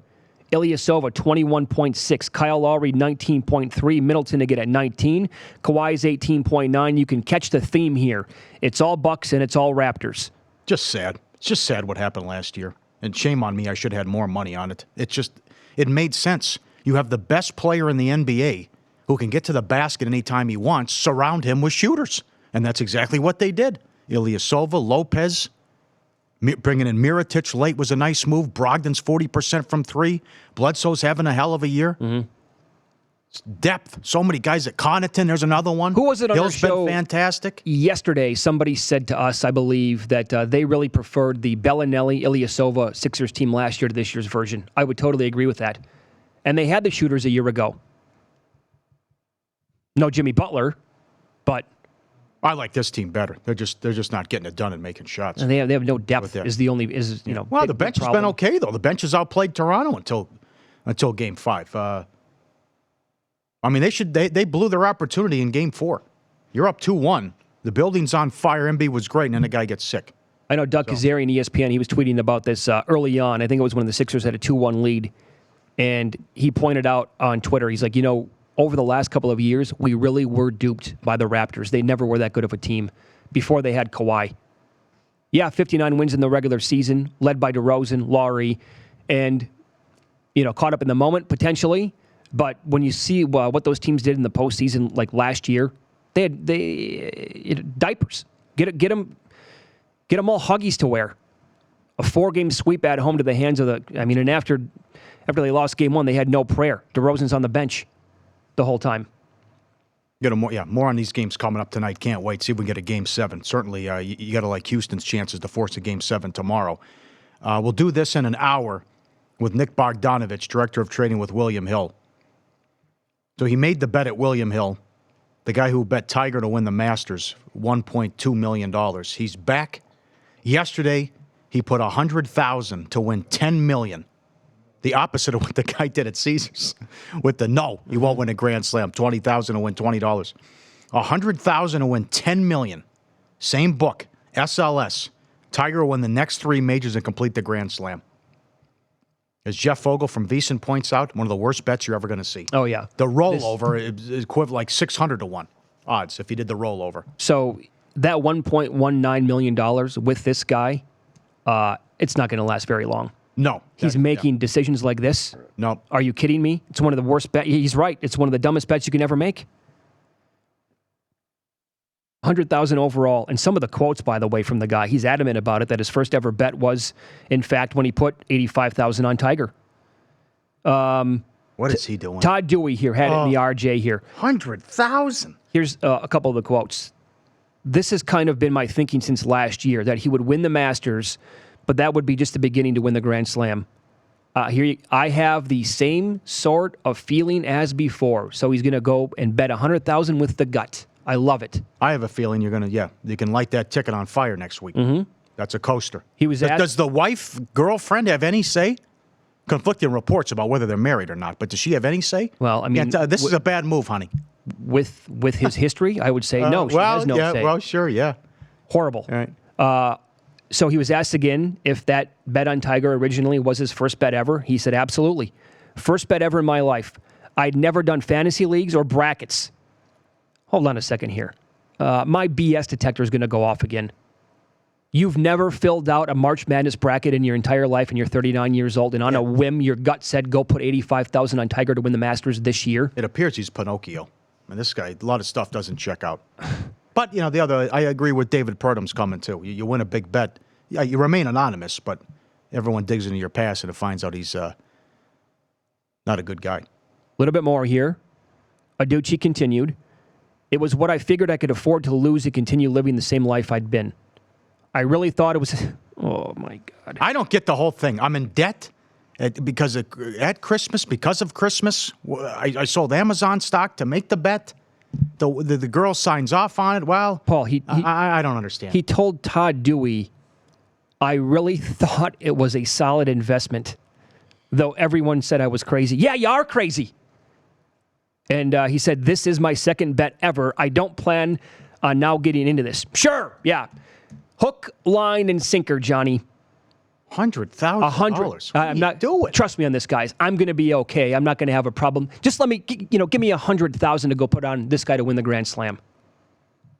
Oh, what if he finishes top 3 and just loses by a stroke? He'll be right back for the next major, the Open, or the U.S. Open. All right, let's fire away. Come on. I got a feeling again. Yeah. How many times are you going to have this feeling? I believe this guy. I think he is honest, truthful, and a man of his word, and he'll never bet again. I like the other side. No kidding. You need to get in touch with this guy and give him your Morgan Stanley fella. Yeah, let us handle the money. We'll put you on an allowance. Think about this. That was a good move, actually. This guy's putting $100,000 on one of the dumbest bets of all time, and your former financial advisor talked you out of the best bet, or one of the best bets of all time, for $100,000. Correct. Yeah. Mayweather never lost. The cheapest price of his career. I like the other side, he says. Not only would he not wire the 6 figures, he goes, I like the other side. And that's when they were getting on the phone, because they had our statements and everything. It's like, oh, you're spending too much money at the casino and all that. And when we would go to the cage and take out money, they would just assume we were losing. It's like, well, look back. We're not losing. There's jackpots, and we're putting money back in deposits as well. It was just absurd. It's amazing people don't understand what goes on that are outside of Nevada in Las Vegas. I like the other side, he says. Mm-hmm. Mayweather against Canelo. Oh, my God. Dan Rayfield gave him every round. Oh, my God. And somehow it was a judge had a 114, and it was I'll never forget that ever in my entire life. It was the signature performance ever from Floyd Mayweather. Killed him. Utter domination. Now I got this one a draw. That's how I saw it. Yeah, right. Right. From my angle, you guys don't get it. You've never judged a boxing match before. From where I was sitting, Canelo, very close in the fight. Yeah, okay. Yep. I thought the Sixers were very close to the Raptors in Game 5, too. Scoreboard said 48-point difference, whatever it was, but, they look close. Yeah. My call, yeah. Yeah, it's like Major League Baseball. No, it's my strike zone today, folks. It's my strike. The rule book, forget it. Doesn't exist. And not today. It's my strike zone. Not on my watch. That's how I see it. Canelo was landing some shots. I would love to bet the no on Tiger, though, too. Nick won't put it up because they think the astronomical price, but still, I mean, what they do at Caesars. Hey, he won the first one. Yeah. Put it up.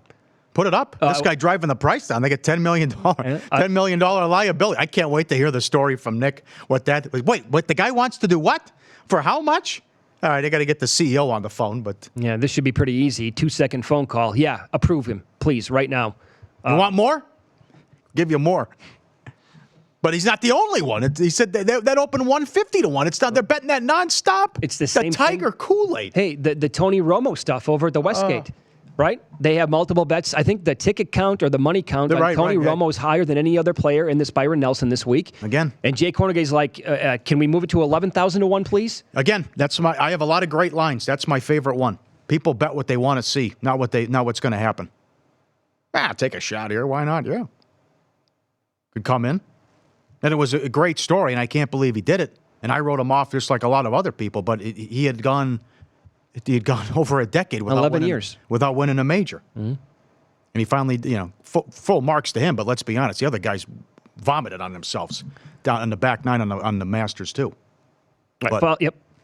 Follow the money, SiriusXM 204 on NESN. You can follow us on Twitter at VSiN Live, at Mitch Moss Radio, at Pauly Howard. Up next, we will get into tonight's playoff card. A couple of games to talk about up next here on VSiN. More of Follow the Money with Mitch Moss and Pauly Howard is on the way. But don't get left out on VSiN's new Point Spread Weekly. Find out more at VSiN.com.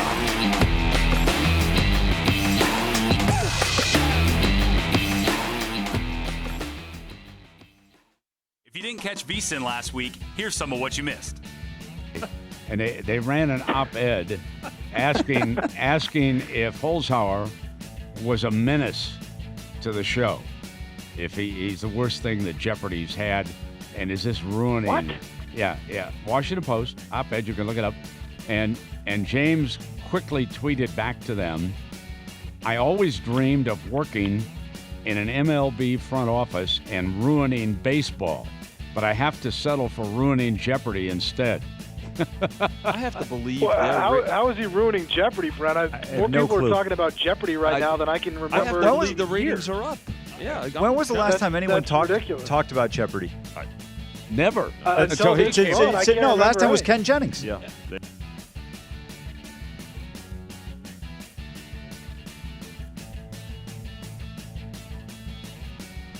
All right, last one. We're going to go a little out of this world with this one.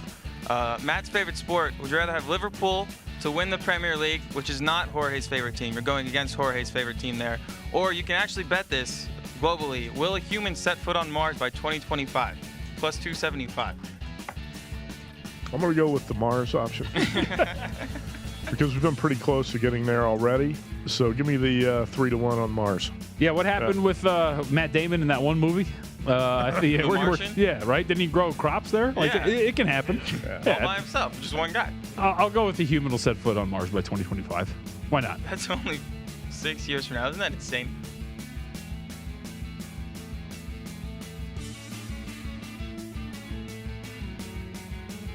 Are you watching this right now with Jeopardy, Nick?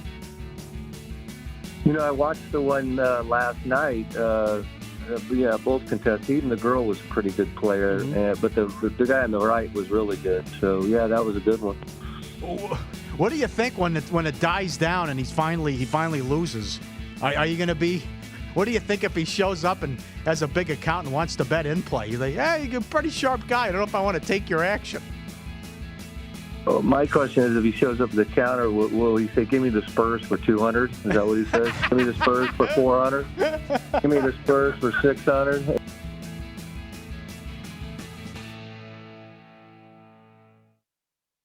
This is Brent Musburger, and here is your VSiN action update. Now, here are the latest lines from my guys in the desert. Damian Lillard had 39 points at the Trailblazers' Game 1 victory over the Nuggets in the Western Conference semifinals. In that game, he knocked down 4 3-pointers. In the 4 games since, Lillard just 7 of 32 from beyond the arc. Trailblazers down 3-2, laying 4 against the Nuggets tonight at the Moda Center with a total of 215.5. Game 1 Eastern Conference Final tonight. Carolina Hurricanes $1.30 underdog at the Boston Bruins. A total 5.5 under at the TD Garden. The Seahawks signed defensive end Ziggy Ansah to a 1-year, $5.5 million deal. Seahawks 3-1 to win the NFC West. With your action update, I'm Mike Senna. Sign up now for VSiN's free daily newsletter. Get an email every morning with news, analysis, and betting resources that will help you become a smarter sports bettor. Sign up at vsin.com/newsletter. vsin.com/newsletter. It's like getting a daily postcard from your guys in the desert. Get the latest VSIN odds at vsin.com. And remember, cashing tickets is what it's all about. It's been between 2 and 3 minutes. You know what that means. It must be time for more Follow the Money with Mitch Moss and Pauly Howard on SiriusXM 204. Coming up at the top of the hour, Mike Palm, Circa Sports, is going to join us in studio. A lot to go over with him. Oh, yeah. They're including the football contest they're going to have this year. Can't wait. And at Brent's birthday party, he was in rare form. I also have to rip him. I have to rip him. Got to get the hockey picks from him and also have to rip him. Okay. Let me give you this. We have some lines. How about this now? Are you seeing what, for Game 6? Yes. DraftKings, Pinnacle. Houston 5.5 and 6. FanDuel, DraftKings, Pinnacle. There you go. How about that? No respect for the Warriors. No. No respect for the champs. I would say right now, gut reaction says take Golden State plus the points. Well, that stat you gave out earlier, 25-1 without Durant. And when Curry plays, and going back and looking, regular season and playoffs, 27-6 overall since KD got there without him. They outscored him after he got hurt. Yep. They outscored him. And they went back to the old school Warriors, the fun style of basketball that got him to this point without KD. Uh-huh. I understand no depth and no bench, and you're down 2 starters, but Clay was great. They needed that. But both guys. Houston, what a weird series, right? Oh, absolutely. Houston was terrible. Houston was bad, and they've struggled. Well, that's the other thing I forgot to mention. They are now 1-11 their last 12 playoff games at Oracle. So that doesn't bode well for them in Game 7 with or without Durant. Yeah, but I give them credit, too. I ripped them. That crowd was on fire. Yep, there was a great crowd last night. And this is a me problem for sure. I cannot get that Spurs-Rockets game out of my head from a few years ago. No Kawhi, and every public person on the planet said, Rockets kill this team. It's going to go to a Game 7, and the Rockets, pulled a total no-show, and they were destroyed in that game with no Kawhi. Let me give you this. So going back to 2 nights ago when we had a couple of blowouts, the Nuggets blew out the Blazers, never really a game, and it was just, painful to watch from the 76ers standpoint. They were crushed at Toronto. So good observation here from JVT, Jonathan Von Tobel. Game 5 winners in a 2-2 best-of-7 series have won the series 82% of the time. So the examples here would be Toronto and Denver. But this is even better.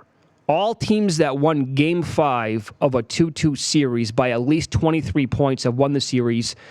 They didn't always finish in 6, but they've always won it. They are a perfect 26 for 26 in this spot. Jesus. What do you think it is? Better team, demoralizing, best team, the better team to begin with? Probably the better team to begin with. They're showing it, flexing their muscle late in the series. And over a 7-game series, it plays out like that where the better team kicks in. Yeah. That's something. Mm-hmm. That is wild. I mean, you're 82% when you win 2-2 when you win Game 5, and then you blow them out like both happened in both Game 5s. Mm-hmm. We'll see what happens. See if we can get a Game 7 here. So do you love the Raptors tonight? Do you like the Raptors? I like the Raptors. I don't love them. No. We'll find out what Philly's made of. Yeah, but sure. I tell you this. I'm with Lombardi. The only guy I trust is Butler. At this point? That's the only guy, and that's big for next year. And again, I would get on the phone. I said the Lakers earlier. I think you could call the Pelicans.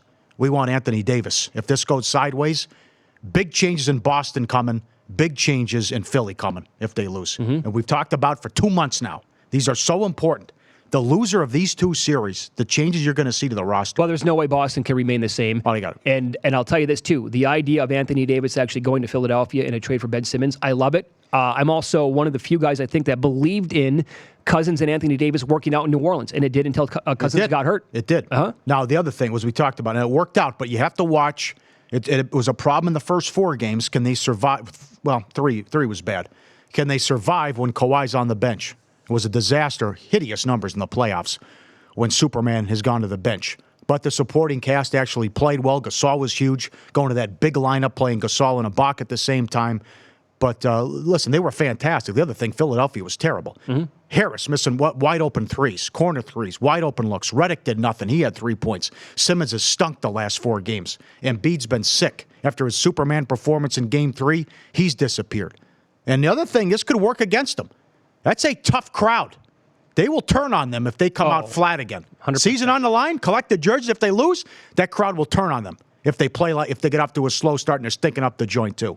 But if you get Lowry and Ibaka and Gasol and all these guys, I mean, very impressed with what they did in Game 5. And I wonder what if they win, I wonder what they would do. I think you get a 20-cent bump in the series price because of Milwaukee 8-1 ATS in the playoffs, and they took out Boston, no problem. Not to mention the love affair now with Milwaukee, with the public.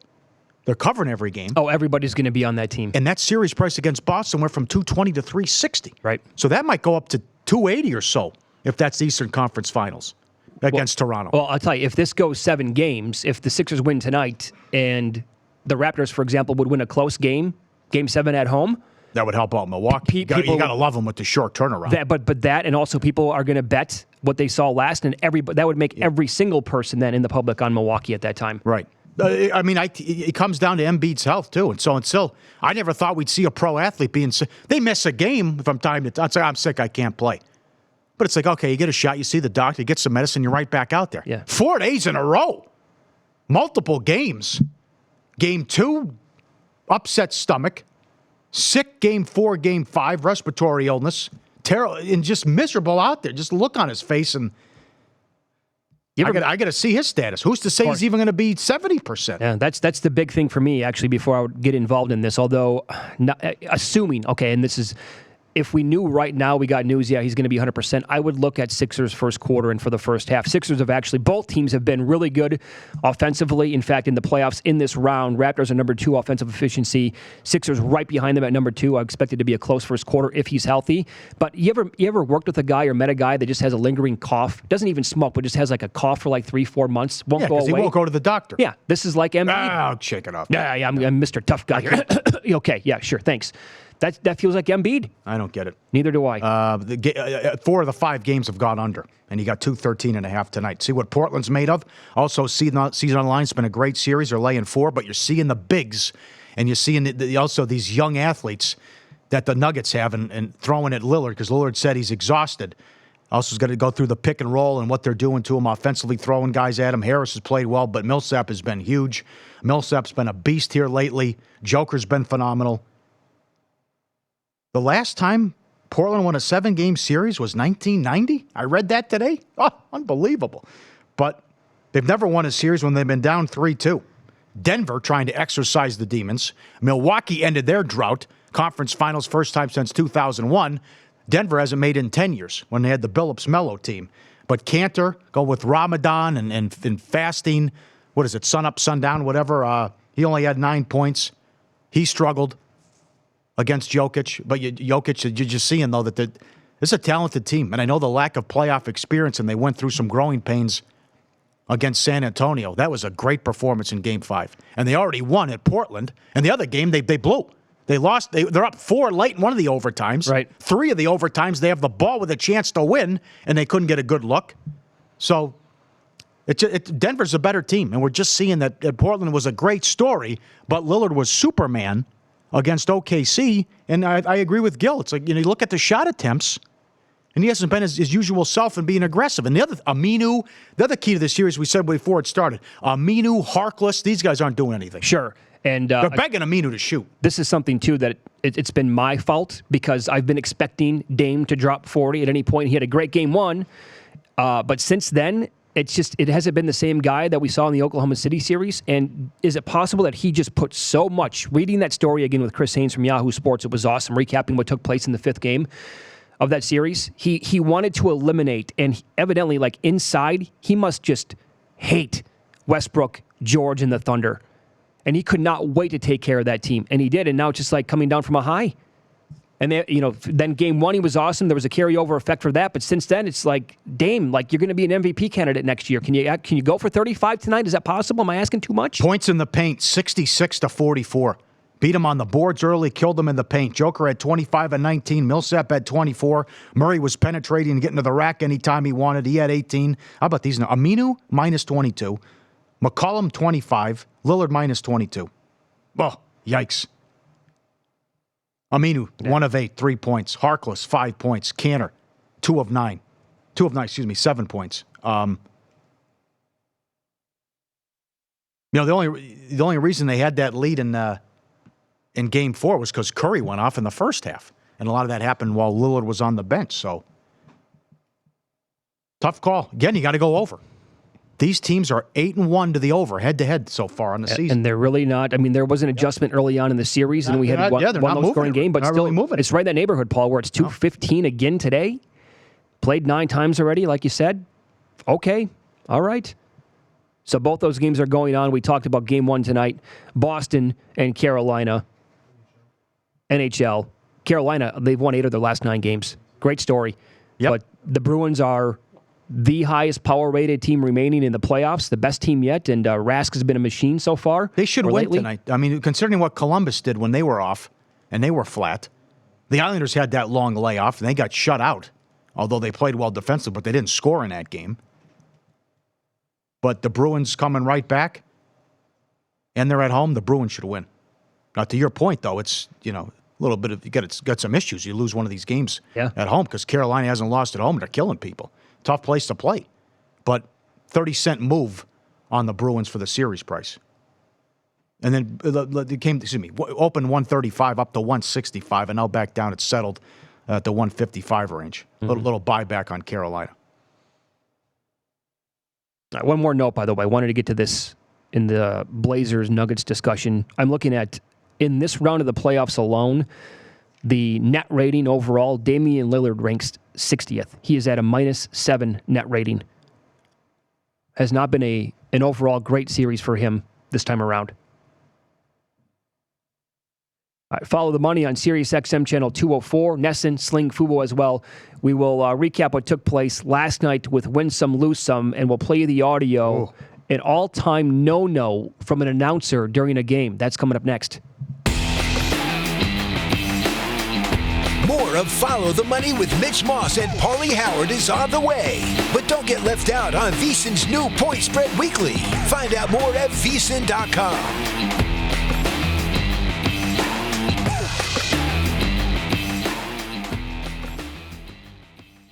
If you didn't catch VSiN last week, here's some of what you missed. Biggest miscalculation with the corporate greed, the resort fees or the paid parking? Without question, it was the parking. And, I mean, we've seen that now, you know, and I'll tell you why. Because, well, Wynn just rescinded it. Wynn's the first one to fall, the first one to go back and say, that's it, we're not doing it anymore. And a buddy of mine had the best line. He goes, they didn't do that to be nice. You know, think about it. Yeah. You know, and because you keep hearing from these corporate guys going, oh, it's not hurting us, it's not changing anything, it's not affecting visitation, people are eating it, you know, blah, blah, blah, baloney. They were not. When you throw no-hitters and stuff, there should be some sort of boost on these. Let's have that. Somebody do that. There should be like a 10 times boost. I don't know if it's a 5 times boost on a no-hitter or a 10 times boost on a perfect game. But this true win thing that happened with Noah Syndergaard, that's a 10 times booster. Come on. Let's make that happen in one of these companies. In this day and age of competition and innovation, let's do something that sports bettors. Because those always, and everybody who's had a winning bet on a no-hitter or a perfect game is nodding their head saying it's exactly right. That should happen. He's really right now in one of the greatest basketball situations that any player has been in probably the last 30, 40, 50 years. And from everything that you hear around the league, everyone thinks that he's leaving and that he's going to the Knicks. And obviously, if he's coming to the Knicks, it's not just for basketball reasons. There are obviously other reasons that he's coming there because you're joining the worst team in the league. Maybe that means another player is coming, but I think this is more about being in New York, growing his brand, growing his business, kind of like what LeBron did in L.A. And let's face it, it's not working out for LeBron. He's not even in the playoffs this year. And the organization that he joined looks like they're a Circa. So Kevin Durant's got to be careful, but I think it's the Knicks. And we could cut out some of these cheap shots hitting from behind. Well, what do you think about that, Darren? Yeah, I mean, when they put these rules in for these guys now, protect them, I guess, it just lets them, they have no respect for each other. So guys do whatever they want. And that little Marchand, I mean, I'd love to have him on my team. Play against him, I'd probably kill him. But he, on the other team, he does what he does because the league allows him to do it. So, you know, they should let the players police themselves. It would stop guys from hitting each other from behind. It'll just change some of the rules, but they're changing the hockey game. They're changing the way hockey's being played now. And we're back with more Follow the Money on SiriusXM 204. Mitch Moss and Pauly Howard have the mics for the information you need to win. Follow the Money is brought to you by PointsBet, New Jersey's premium sportsbook. They have the best promos out there, including an amazing offer for the NBA playoffs. All you have to do is place a moneyline bet on any NBA team, and if your team is up after the third quarter, they will pay you out instantly, even if your team goes on to lose. Be sure to sign up with the code VSIN, and you'll get 2 risk-free bets up to $1,000. Again, that code is VSIN, VSIN. Don't miss out on all the action. Download the app on iOS and Android today. New Jersey only, must be 21 plus to bet. Additional terms and conditions apply. Gambling problem? Call 1-800-GAMBLER. PointsBet. Stay sharp. Rough night? Can't call it a bad beat. Definitely lose some. Good night? How does it make you feel? I absolutely hate them. I absolutely hate them. Follow the Money looks back so we can learn for today. Everything's an adventure. And win some, lose some. Let the education commence. Second day in a row. Vicious beat. Miracle comeback in soccer. Champions League again. Ajax won the first leg. At Tottenham, they were 350 to advance. They led 2-0 in the 55th minute. Then all hell broke loose. Also, you can't even get the draw. But it's 2-2 late. It's fine. They're okay. Aggregate. They're going to advance. But Tottenham, on away goals, advance. They score in the 96th minute, the final kick, and they win. And listen, you cannot do this, amateur hour. Listen to the announcer after Ajax scored the second goal. Ajax are on their way to the Champions League final. Plenty of time left, lad.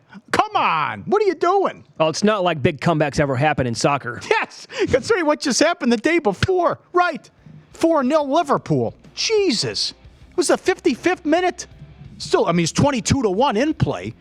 But so you're telling me there's a chance. I'm watching the match live. I heard him say that, and I was like, hey, pal, that's kind of a mistake.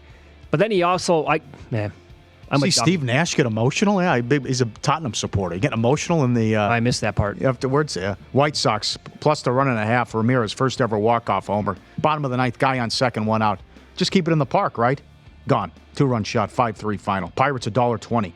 Led 6-2 in the eighth. Gasoline on the fire. 9-6. Bad for the books. San Jose, 130 up to 150. Beat the Avalanche 3-2 in 7. Good series. Brewers, 180 up to $2. They won. Dodgers 180 up to 210. No problem with the Braves. Red Sox, Sale is back. There you go. And the Red Sox are back at 500. Sale, 14 strikeouts. 250 up to $3. They won in 12. Lose some, the Lakers and the Bust family. They couldn't work out an agreement with Tyronn Lue. And now they're looking at Lionel Hollins, Mike Woodson, some of the names on the list. Oh, my. What are we doing? Monty Williams say no to him, too, and took the Phoenix job? Oh, yeah, he's the Suns coach. How about that? Yeah, right. He said no thanks, but no thanks. Think of we're just going to give the same guys another chance over and over and over again in the NBA? Can you get creative? You're the potentially Lakers. once? Come on. Yes. It's a great job. Lose some. Florida football. They schedule a home-and-home with Colorado in 2028 and 2029. It will be Florida's first non-conference road game outside of the state in 38 years. What a joke. Yeah, week in, week out grind, too. Yeah, sure. There's no way anybody can justify this. It's embarrassing. At all. All right. Ajax, 200-1 as well in the round of 16 after they lost the first leg at home. They were that close, too, to going to the championship. This is last night. Now, Durant, I can't imagine he plays tomorrow. We got the MRI coming later today. Houston, a 6-point favorite. See if they force a Game 7 on Sunday. Here we go. Prisoner of the moment. Sound the alarms. House is on fire. Barkley, after the Warriors won, but the Durant injury on TNT. The Warriors ain't got no chance of winning without Kevin Durant. This series? This series or any other series. God. Kevin Durant made them unbeatable. They are not going to beat difference between unbeatable and can't win a series. They're not going to beat the Rockets. I'm sorry, go ahead. Okay. I'm not going to interrupt. They're not going to beat the Rockets without KD. And they're not going to beat Portland or Denver without KD. We way ahead of it. That's how important he is. He made them a dynasty. Let's don't sleep on that. People say, well, they won one. They did. They was terrific. And they won 7-2. They lost that series. But that was like 5 years ago. People act like that was 2 years ago. They did not become a juggernaut until KD got there. Everybody who knows basketball, he's the guy who made them a dynasty. They're not going to beat the Rockets without KD. They set the record for most wins in a season. They weren't a juggernaut. The only reason they lost that series is because Green got suspended. Yeah, and Curry was banged up, by the way. Right. Well, they also ran out of gas chasing the record, but still, they won the title the year before. Then they won 73 games. Oh, they can't. I mean, can we be careful here with the language? Portland, they're not going to beat. Will you get off the Portland thing, Charles? Yeah, Portland they would be a Denver. huge favorite against the Blazers. And they won't win this series against the Rockets because the Rockets have a great history this time of year, don't they? Yeah, sure. Especially when teams are minus their best player. Listen, I got the Nuggets. I have the Nuggets 65-1 to win the West. Even without, I'm not confident. Even if Durant doesn't play in that series. Can't be. You can't be. They've eviscerated them this year. That's great. Now let's check in with a bookmaker. This is great. This is Jeff Sherman, who's on every Tuesday at the Westgate. He's saying Durant. No, Curry means the most to that team. You know, that's going to be tough because we've seen this Warrior team without Durant before and what they've done. I think Curry means a lot more to this team than Durant does, even though right now Durant's playing the best ball in the NBA, but he's not the best player in the NBA, and he doesn't mean the most to that team to me. We've seen earlier this year when you took Curry off the team, I mean, the Durant-led Warriors were getting 9.5 from the Raptors in a regular season game. And Curry obviously means a lot more than Durant going forward over the length of time. Yeah, now he's struggled a little bit here in the playoffs, and it's Durant's been phenomenal. But like you said, it was beautiful Warriors basketball there. At least second quarter was. But when he went out, though, they outscored the Rockets. But it was more of sharing, cutting, guys moving, as opposed to the isolation crap they play with Durant. Yep. Which I guess if it goes in, okay, fine. But still, he's just that good that he can make that caveman basketball and offense work. Okay, so I will do more on this later on today when the show's over with. But, again, I went back and looked at this earlier today before the show started. So if you go back to when KD first joined the Warriors, I'll go back that far, all three of his seasons so far, they lost a game late February in 2017 when it was his return home to Washington playing in the D.C. area. He got hurt right away 2 minutes, and they lost that game. They lost 4 of the next 6. After they corrected that, they went on a 13-game winning streak. No Kevin Durant. They won 2 games in the playoffs against the Blazers that year. No Kevin Durant. They also, 2017-2018, they were 12-6 without him. So overall, per my numbers, since that 13-game winning streak, there you go. 25, go a little bit higher than that. You could include the 2 playoff games. 27-6, no Kevin Durant. And other reports are saying that with no Kevin Durant and with a healthy Steph Curry, the team's 25-1. And last night, after Durant left the game, they had 10 less ISO plays per 100 possessions and 40 more passes per 100 possessions. Let me give you want an updated series price? You got it. I do. Let's have it. Courtesy of DraftKings. You want to take a guess or should I just tell you? No, just tell me. Warriors are minus 240. That's it? Rockets plus 190. Wow. Mm-hmm. That's it? That's an updated series price right now on the DraftKings app. Toronto's 750. Up 3-2. But the Warriors wow. Let me ask you this, Charles. How are you confident in Chris Paul, who has never won a big game in his life? Right. 3 of 14, 11 points, 0 of 6 from 3. Rivers, unplayable at times.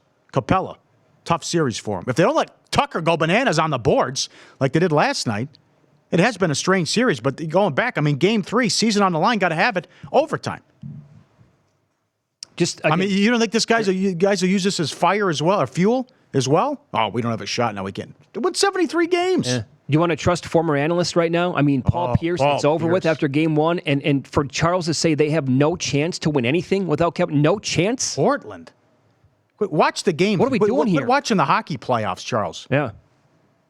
Portland. Up next, Mike Palm in studio. Details on a new football contest coming to Las Vegas. Up next.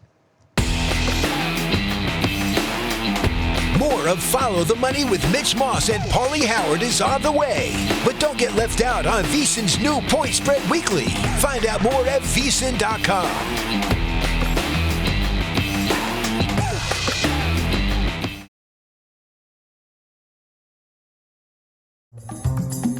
If you're a loyal follower of VSiN, it's time to take the next step. Sign up for VSiN's free daily newsletter.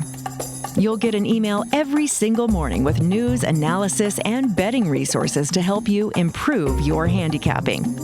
Dave Tooley tracks the ATS results from the night before. Jeff Fogel offers insights on how to read the ups and downs of the sports betting markets so you know what the sharp bettors are doing. Receive the daily betting schedules from the South Point Sportsbook with games listed in official Nevada rotation order. Watch highlights from VEASAN shows, plus learn about special offers and discounts from VEASAN. That's all for free. That's all in VEASAN's daily newsletter. Sign up at VEASAN.com/newsletter. That's VEASAN.com/newsletter. It's kind of like getting a postcard right here from your friends in Las Vegas. If you didn't catch VEASAN last week, here's some of what you missed. But now you are already putting props up for next year's 2020 draft. Why? Well, we put one prop up for next year. We put up just the first overall selection prop. Okay, this I know. Trying to give you some credit here for doing that. But why we try to did get into the curve? Well, we wanted to impress you and Paul. Would be the simple answer. You guys are so gung ho about this NFL draft. And yesterday, Ed and I were sitting there and we were like, what can we do to really wow Mitch and Pauly? And we came up with this whole thing.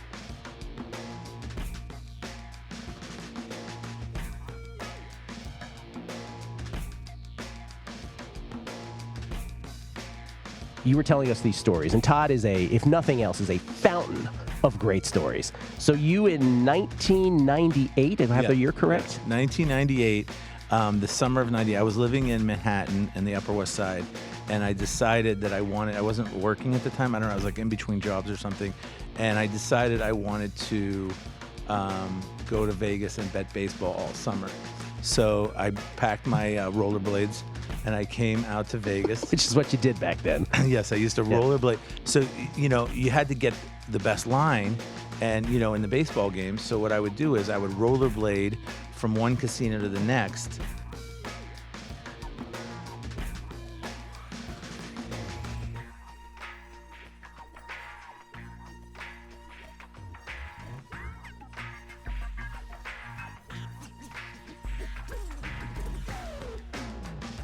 I'm not a big fan of the first five. One advantage is you can wind up with a push, but I like in a game to have the entirety of the game because that's the team I'm betting on. And so sometimes those other 4 innings come into play here. To me, Mariners come in on a 4-game losing streak, not necessarily the worst team to fade in this particular spot, but I think this is a little bit tougher one at this price with Bieber on the mound. I haven't disagreed with you in a long, long time. but I'll tell you why. And listen, I haven't played much baseball, but why I do like the 5. And that is how bad the bullpens are from day to day. And I can't keep track of all the dudes they roll in after the 5th inning. At least I know who they're wheeling out there for the start of the game.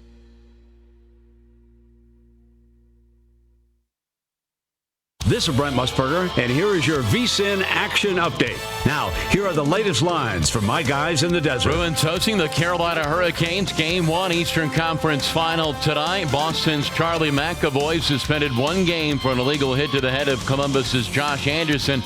In Game 6 on Monday, the defenseman has a goal and 5 assists in the playoffs. Carolina's won 6 straight. They're the plus 130 moneyline underdogs, 5.5 under the total at the TD Garden. Raptors laying 2 at the Philadelphia 76ers in Game 6 Eastern Conference semifinals tonight. Raptors a win away from closing the door on the series. Baseball, the Seattle Mariners $1.55 underdog at the New York Yankees. With your action update, I'm Mike Senna. Sign up now for VSiN's free daily newsletter. Get an email every morning with news, analysis, and betting resources that will help you become a smarter sports bettor. Sign up at vsin.com/newsletter. vsin.com/newsletter. It's like getting a daily postcard from your guys in the desert. Get the latest VSiN odds at vsin.com. And remember, cashing tickets is what it's all about.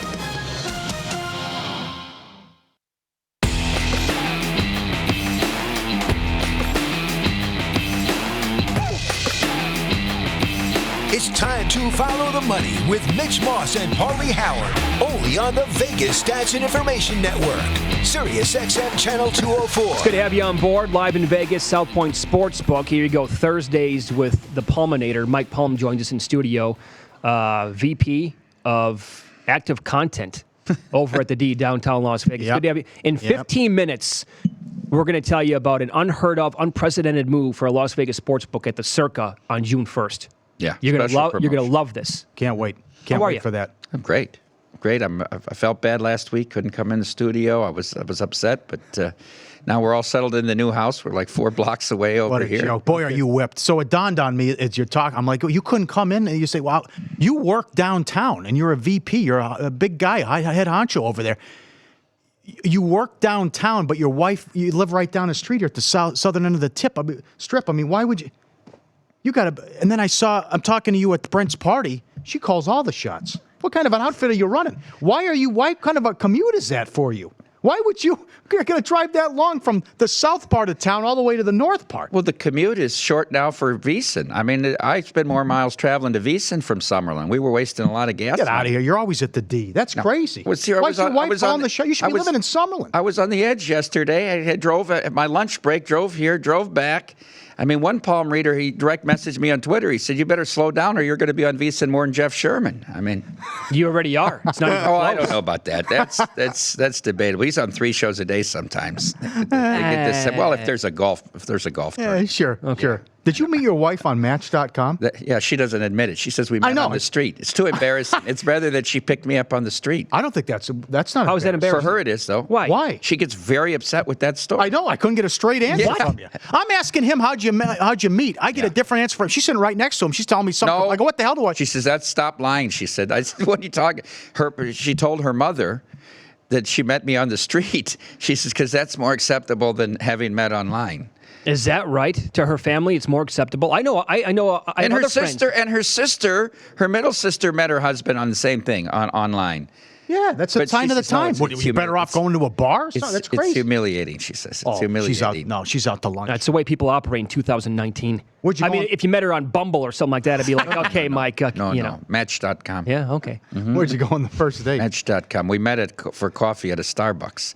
She says, it's an interesting story. She says, so we start communicating, the emails back and forth and all this. And so finally I ask her out, let's go to dinner. She says, coffee. I'm not really attracted to you. If you want to have coffee, that's fine. So I thought about it and I said, well, I want to figure this out now because we're like emailing for like 2 months. So I agreed to meet her on a Monday. It was like December 9th or something, 2013. And meet her on a Monday at the Starbucks at 2:15 in Flamingo there, but next to the LVAC. Okay. So we go there, and so we have like an hour and a half conversation. She's dressed up in gym clothes.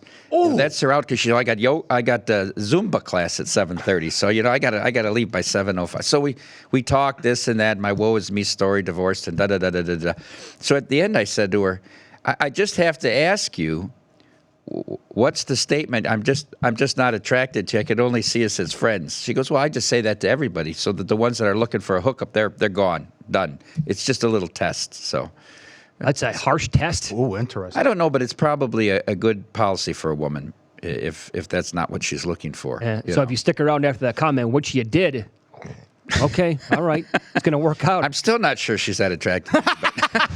Could be. She said it out loud to your face, or what? In an email. That was in an email. The emails back Mike, and I'm gonna. Okay, here you go. I can only see us as friends. I can only see us as. So if you want to meet for coffee, that would be fine. Yeah. So you take what you can get. Yeah, apparently, right. Yeah, she calls the shots too. Unbelievable. Would you stop? I hold you in high regard. I respect you. Apparently, other people don't. I mean, this is a debacle. What happened here at the South Point? You sent us this text. I mean, you come down, you fire, you bet big. You're on the air. You're a public figure. You're a VP of a casino, and there you are. Can I get? That should be Mitch had a great comeback. That should be your profile pic. I mean, look at that. Can I get sound on Game 7 of the Stars and Blues? They tell you to go pound sand. They give you a little box. The Raptors are up 30. You can't get sound. I think Mitch was right. They were accommodating to give me a box. They're right though. The majority of people here are more interested in the NBA. You can see it on the. In the end game, when they go to a commercial break, they rush to the line to make their end game bets like lemmings off a cliff. Yeah. Nobody's doing that at the end of the first period due to the hockey end game. Timmy Fitz told us that last week. He said the handle on the hockey this year compared to the NBA is not even close. Yeah, NBA I can see that from sitting here. So Vinny said, I'll get you a box. I said, what are you talking about? He goes, no, we got a box. I said, you mean like a head? No, a big box you have to hold to listen to it. So I'm looking around. I'm like, I felt very awkward. Sure. And I mean, I'm looking around. The only other guy with the box is Todd Wishnoff. I said, I don't. Yeah, Todd's got it. I'm Look at you. They should really go over. Hey, they should make him into like an old boom box. Right, you put it on your shoulder with the two.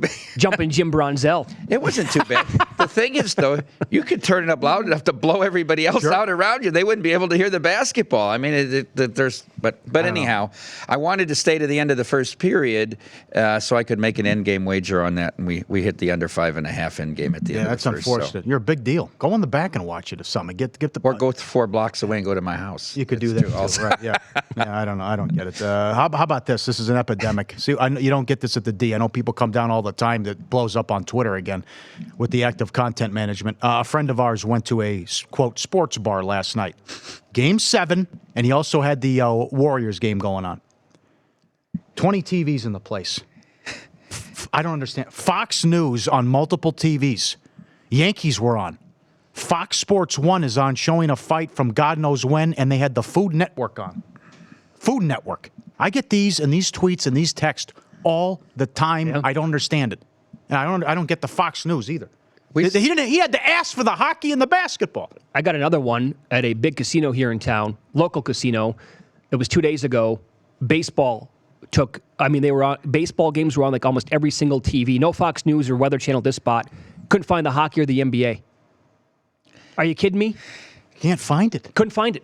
It was all baseball. They don't pay attention to it. But you mean last night was an easy night because there was more day baseball, and then there were only a few evening games. So I mean, you could if you only needed like 7 satellites to show everything that was available. Yeah.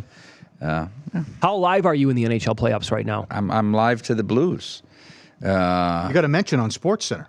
Didn't Neil ever give you a shout out? You said it on this very show in the first round. It was a quote from this show. Yeah, take it away. It was a quote from this show, and this is the only show I said it on.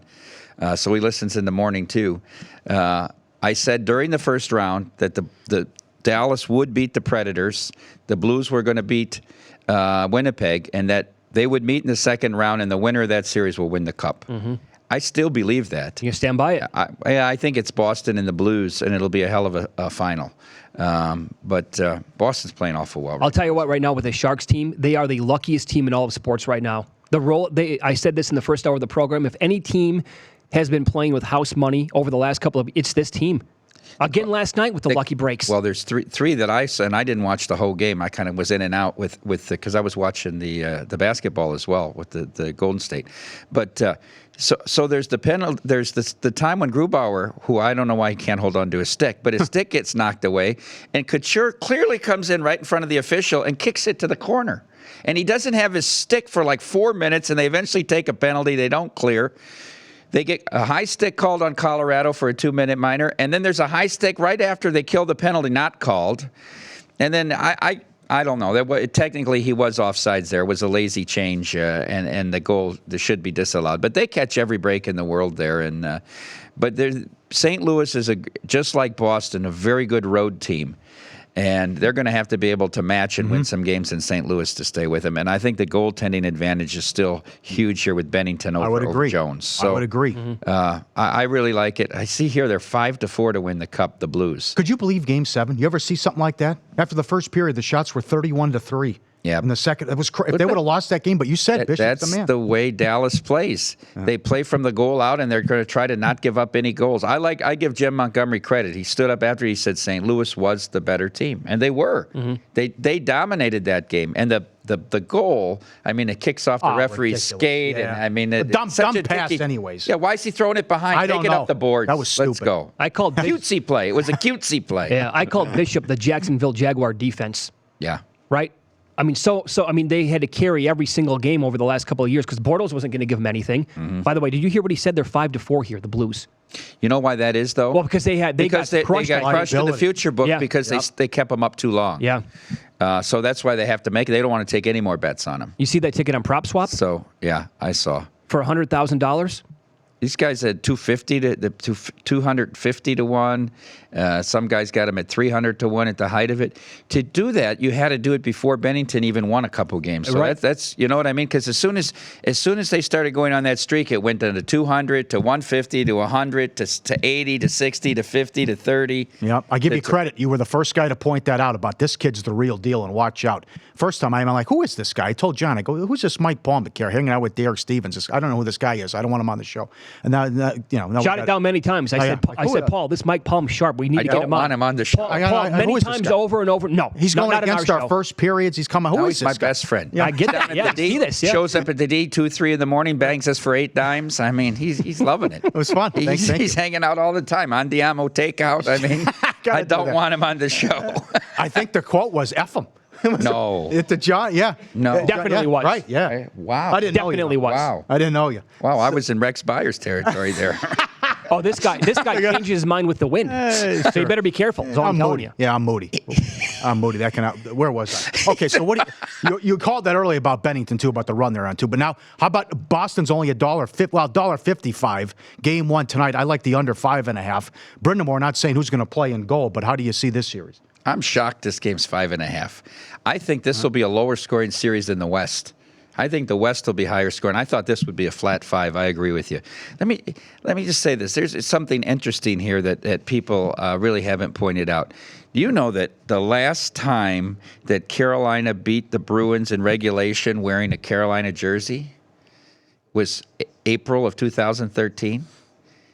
13-1-5 against Carolina since that time. Does that mean and the anything? only time Do you think that means anything? Well, they're on fire. I mean, this is the only time they beat them was right before Christmas when they wore the Hartford Whaler jerseys for the first Is that time. right? Okay. That was the game they beat them when they first wore the Hartford Whalers. Wow. God. But here's the interesting thing. So they're 2-1 against them, the Bruins this year. Both wins were halak, and they scored 5 off Rask in the game that Carolina won, where they had the Hartford Whaler jerseys. But when Rask is playing like this, right? Boston is really tough.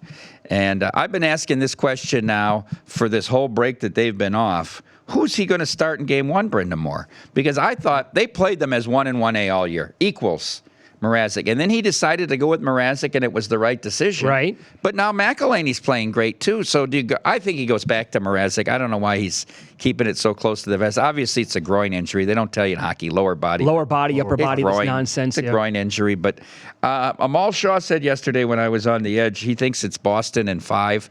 It could be. That's a 4-1 if you want to take a shot at that. But I'm going to bet Boston for the series again. We did it the first 2 rounds. I'm going to stay with them. The biggest thing for them is their ability to go win on the road. We talked about that with Columbus. Even if Columbus steals a game, they can go win in Columbus. Oh, but Toronto, Carolina's been awesome at home, though. That's true. Yeah. They are so far undefeated in the playoffs. Yeah, they right? are. Yeah, yep. I see this, and they won 8 out of 9. They were down 2-0 to the Capitals, and here they are. I see this series as a very low-scoring series with a lot of 1-0, 2-0, 2-1 games. I don't see a lot of goals here. I think Carolina's going to play like they did against the Islanders. First, you don't give up anything, and you counterattack, and you get on the rush with you send 5 guys. Okay, you're very proud of betting the second period unders now all of a sudden. Well, what's wrong with it? Nothing. Are you winning money at it? 6-2. Really? All pluses. Who has this? William, who has them? Only stations. I thought William Hill doesn't have second period? No. Only stations. Only stations. You can bet it. You can bet it pregame. You have to bet it pregame. You have to bet it pregame. You have to bet it. Have an input. But here's the thing. So let's take the Dallas, the St. Louis Dallas series. Mm-hmm. First periods are minus 170 up to 180. Right. The second period's plus 120 to 130. It's also 1.5. We hit the first time we hit that, and then we lost 2 in one night I had them in, and then we've won 5 since then. 3 in the that series with the Blues, and then 2 with this Colorado. Again, last night was plus 150 last night, second period under. Yeah. I don't know. It's a good prices. All right, that's fair. Mike Palm, VP at the DR Guest. Follow the money, Pauly and Mitch, VSiN, NESN, Fubo. We're slinging as well. Big announcement coming up after the break. How about your football contest? You want to share that, what you're doing? Well, we'll do that. Why don't we do that after? Do that? Okay. We'll do that as well as the June 1st promotion. So, well, you're calling the shots now. Okay. Yeah, I like this. Well, it's not a new program. Somebody has to take control. The show got way behind early this morning. You're doing win some, lose some in the first and the second hour. I don't know what's going on here. Okay, so get access this to his Twitter bio. Change it. Program director of VSiN now. That's your Mike problem. Palm. Yeah, It's good. yeah. It comes on with Linda Cohn. Ask her a question from 1997. Yeah. Well, why'd she like Right. Coppin State? Hey. You had no idea what you were talking Remember about. that game, Linda, Very back in the flattering. day? Yeah. Very flattering. Loved It was sure. very flattering. Up next, we'll ask you about this football contest. I'm a little off on it now, I got to be honest. But this is great. The unprecedented move, I believe, for a Las Vegas sportsbook coming here June 1st. Mike, with the details coming up next. More of Follow the Money with Mitch Moss and Pauly Howard is on the way. But don't get left out on VSiN's new Point Spread Weekly. Find out more at VSiN.com.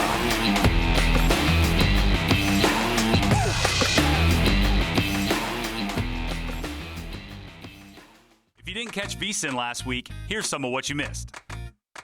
Biggest miscalculation with the corporate greed, the resort fees or the paid parking? Without question, it was the parking, and I mean we've seen that now, and I'll tell you why. Because Wynn just rescinded it. Wynn's the first one to fall, the first one to go back and say that's it, we're not doing it anymore. And a buddy of mine had the best line. He goes, "They didn't do that to be nice."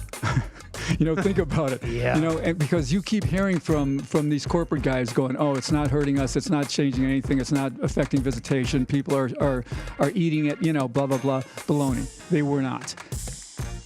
When you throw no hitters and stuff, there should be some sort of boost on these. Let's have that. Somebody do that. There should be like a 10 times boost. I don't know if it's a 5 times boost on a no-hitter or a 10 times boost on a perfect game. But this true win thing that happened with Noah Syndergaard, that's a 10 times booster. Come on. Let's make that happen, one of these companies. In this day and age of competition and innovation, let's do something that sports bettors. Because those always, and everybody who's had a winning bet on a no-hitter or a perfect game is nodding their head saying it's exactly right. That should happen. He's really right now in one of the greatest basketball situations that any player has been in probably the last 30, 40, 50 years. And from everything that you hear around the league, everyone thinks that he's leaving and that he's going to the Knicks. And obviously, if he's coming to the Knicks, it's not just for basketball reasons. There are obviously other reasons that he's coming there because you're joining the worst team in the league. Maybe that means another player is coming, but I think this is more about being in New York, growing his brand, growing his business, kind of like what LeBron did in L.A. And let's face it, it's not working out for LeBron. He's not even in the playoffs this year. And the organization that he joined looks like they're a Circa. So Kevin Durant's got to be careful, but I think it's the Knicks. And we could cut out some of these cheap shots hitting from behind. Well, what do you think about that, Darren? Yeah, I mean, when they put these rules in for these guys now, protect them, I guess, it just lets them, they have no respect for each other. So guys do whatever they want. And that little Marchand, I mean, I'd love to have him on my team. Play against him, I'd probably kill him. But he, on the other team, he does what he does because the league allows him to do it. So, they should let the players police themselves. It would stop guys from hitting each other from behind. It'll just change some of the rules, but they're changing the hockey game. They're changing the way hockey's being played now. Your search is over. You found Follow the Money with Mitch Moss and Pauly Howard on SiriusXM 204. Now listen up for win information. Coming up bottom of the hour, Nick Bogdanovich. William Hill's going to join the program. We have to ask him about this ridiculous bet for $100,000 on Tiger Woods they took this week. We continue with Mike Palm. So I have your permission now, correct, Mr. Palm? Would you like to talk about the events on June 1st at your book first before the football contest? So Circa Sports opens at 8 a.m. on Saturday, June 1st, and we're running a special promotion on that day, which will be open 8 to 11. I misspoke on another show. I said 24 hours. We'll go 24 hours when college football starts. But for the summer and the baseball, it's going to be 8 to 11 will be the hours. We're doing a special promotion, and they're going to release this, I think, early next week, that on June 1st, there's no juice. No juice on any opening game. day. So on baseball, on the NBA final, and on the soccer matches. Yes. No juice. Now, it's on sides for games only, so no totals and no first five or anything like that. No first innings. So what does it mean? So in the NBA, let's say Golden State's playing Milwaukee in the final, and they're a 3-point favorite. Obviously, you lay the 3 at even money. But for baseball, here's the interesting thing, and I'm talking to Metcalf about this, because I said, well, what if one team's a $1.50 and the other team's plus 130? He says, well, what we will do is we'll look at the market and find what's the highest plus price, and we'll make it like that. So if the highest plus price in town is like plus 135, it'll be plus 135 minus 135. It'll be equal on both sides for really and two-way in soccer, not three ways. You can't do three ways with the push, but. So that's going to be for every baseball game. Every baseball minus $2 plus $1.95. Well, it'll be whatever it is. Yeah. It'll be the same. It'll be minus $1.95 plus $1.95. So but on every game, it'll be then? closer to the dog price, is what it is. Yeah, but for every baseball game that day. So for opening day only. And they're doing a bookmakers dinner Friday night at Andiamo. They've invited 42 of the top bookmakers around town to come down and have dinner at Andiamo Friday night, and then the bookmakers have the chance to make the first bet at 8 a.m. if they want to be there on Saturday morning. Is this going to be available on the app as well? Yes, but the no juice will not be available on the app. Only on over-the-counter bets. Only. Apple launched that morning, and that leads me into the football contest. Okay. Oh, you are smooth. Our football contest is going to be called Circa Sports Million. It's a $1,000 buy-in, but we're guaranteeing $1 million for first place, no matter how many buy-ins there are. Ooh. Similar to the Westgate in that you pick 5 pro games a week. So you could be looking at a pretty okay. All right. Could have a big overlay. Certainly Because could. it's opening year. Totals? No totals. God. NFL sides, the numbers will come out on Thursday morning. Must pick 5 each week. $1 million guaranteed for first, pays out the rest of the top 10, and each quarter, which is months in the NFL. So the highest point total in September, October, November, and December, each wins a minimum $50,000. The total payout is $1.5 million when you add up second through 10th and the quarterly winners. If we get more than 50, and there's no rake on it, if we get more than 1,500 entries, the excess goes into raising the total for the quarterly winners. And obviously they'll split because there'll probably be ties in each quarter segment of the season. Here's the other interesting thing. Obviously, you must come to the Golden Gate to sign up for it.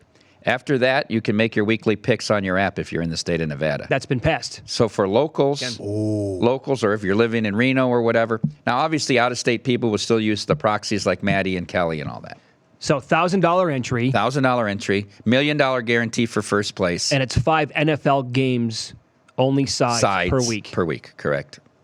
All the lines are up. Well, not like Tony Miller, take stuff down. No, they'll have all the lines up Thursday morning. Thursday morning. I think 9 a.m. on Thursday morning, the lines come out. They're going to be, I was going to say, are they going to be close to the Westgate Super Contest? I mean, at that point, you're going to have more information possibly because they got to post them on Wednesday over there. And then a guy could be out, and you might have that info late Wednesday night, early Thursday morning.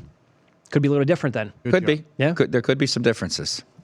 But we're excited about both, the new no juice and the $1 million guarantee. Excited, yeah. I think that people, the locals, will really love this, that they can do it on their app, their picks each week. Excellent. And that's all credit to Richie Bachelari and Stadium for getting us to that point where we can do this. They've had a lot of hard work in developing the technology on it. What do you think of the Tiger better? He's back with his big bet to win. I don't want to hear about that guy. Really? Forget about that guy. Why do you? Bad for business, you said. Bad for the business? Let me ask you this, though. What are you going to do if some guy... that hit women and children and small dogs, I'm out. I'm done with them. I know, but... Done with them. Do you think it was William Hill's responsibility to go back and do the background check? No, I'm not saying that. I'm just saying I don't want... This guy should be a non-story. Now he's going to bet $100,000. How about that? That's what I'm betting. And take bad odds on it. Oh, my God. Horrible bet. Come on. You don't have to bet $100,000. You want to have some interest in it. I mean, that's his first bet ever, but he needs millions to have any sweat on it. Yeah, a lot of things don't make sense about this story. Sure, I know. That's fair. He's going to his grave no saying doubt. They really was his first bet ever. I'm sure. He never filled out a bracket before. Never hit anybody. Yeah, I'm sure. Why didn't he stay anonymous? If he knew that's his past. What do you think? Yeah, right? That's crazy. Here, look at me. Look at me. Look at me. I know, but look at his hair. He's got a rap sheet like Al Capone. Because it happened all the way back in 2017. Nobody. That was the line. Different life. That's what he said to USA. Yeah, that was a different life when he didn't gamble. Come on, guys. He told USA Today. Come on, guys. It's 2 years ago. Please. It's 2019 now. What are we talking about? Completely changed guy. You like anything in baseball? It's a rough baseball card. Not much go, yeah. There's not much going today. I loved John Gray yesterday, and then the game got rained out. I got 2 games circled. I like Bassett today with the A's at 12:30. These Reds, I tell you, let me tell you about my last weekend. I had a bad beat every day, and it happens, but these were brutal. The Giants, who scored no runs, rallied from 7-0 and 10-3 down to beat me Friday night. I had the Reds. Saturday, I get taken down with maximum security. right? Oh, I'm not saying you had him. Well, I had him 500 to win in place, and a $200 double with brick and mortar from that turf race, the rolling double, the turf race before. What kind of question is that, Paul? He sent us the text 5 seconds after the race. Wire to wire job, maximum security. Matty Human said I jinxed the horse. Yeah, I saw. Yeah, Matty Human. I said that should be the lead story, man. Matty Ice with the best comeback ever in a text thread, by the way. The picture that he sent. That's a little inside, but. Secretary. She's the secretary of the palm readers. How about the other day, the guy that founded the palm readers, the lawyer from Missouri, district attorney in Kansas City, came down for the weekend, came to Vegas for the weekend. They had several palm readers came together for Derby weekend, but we actually had him on. Bad judge of character. We had him. Yeah, just like you were when you first heard about me.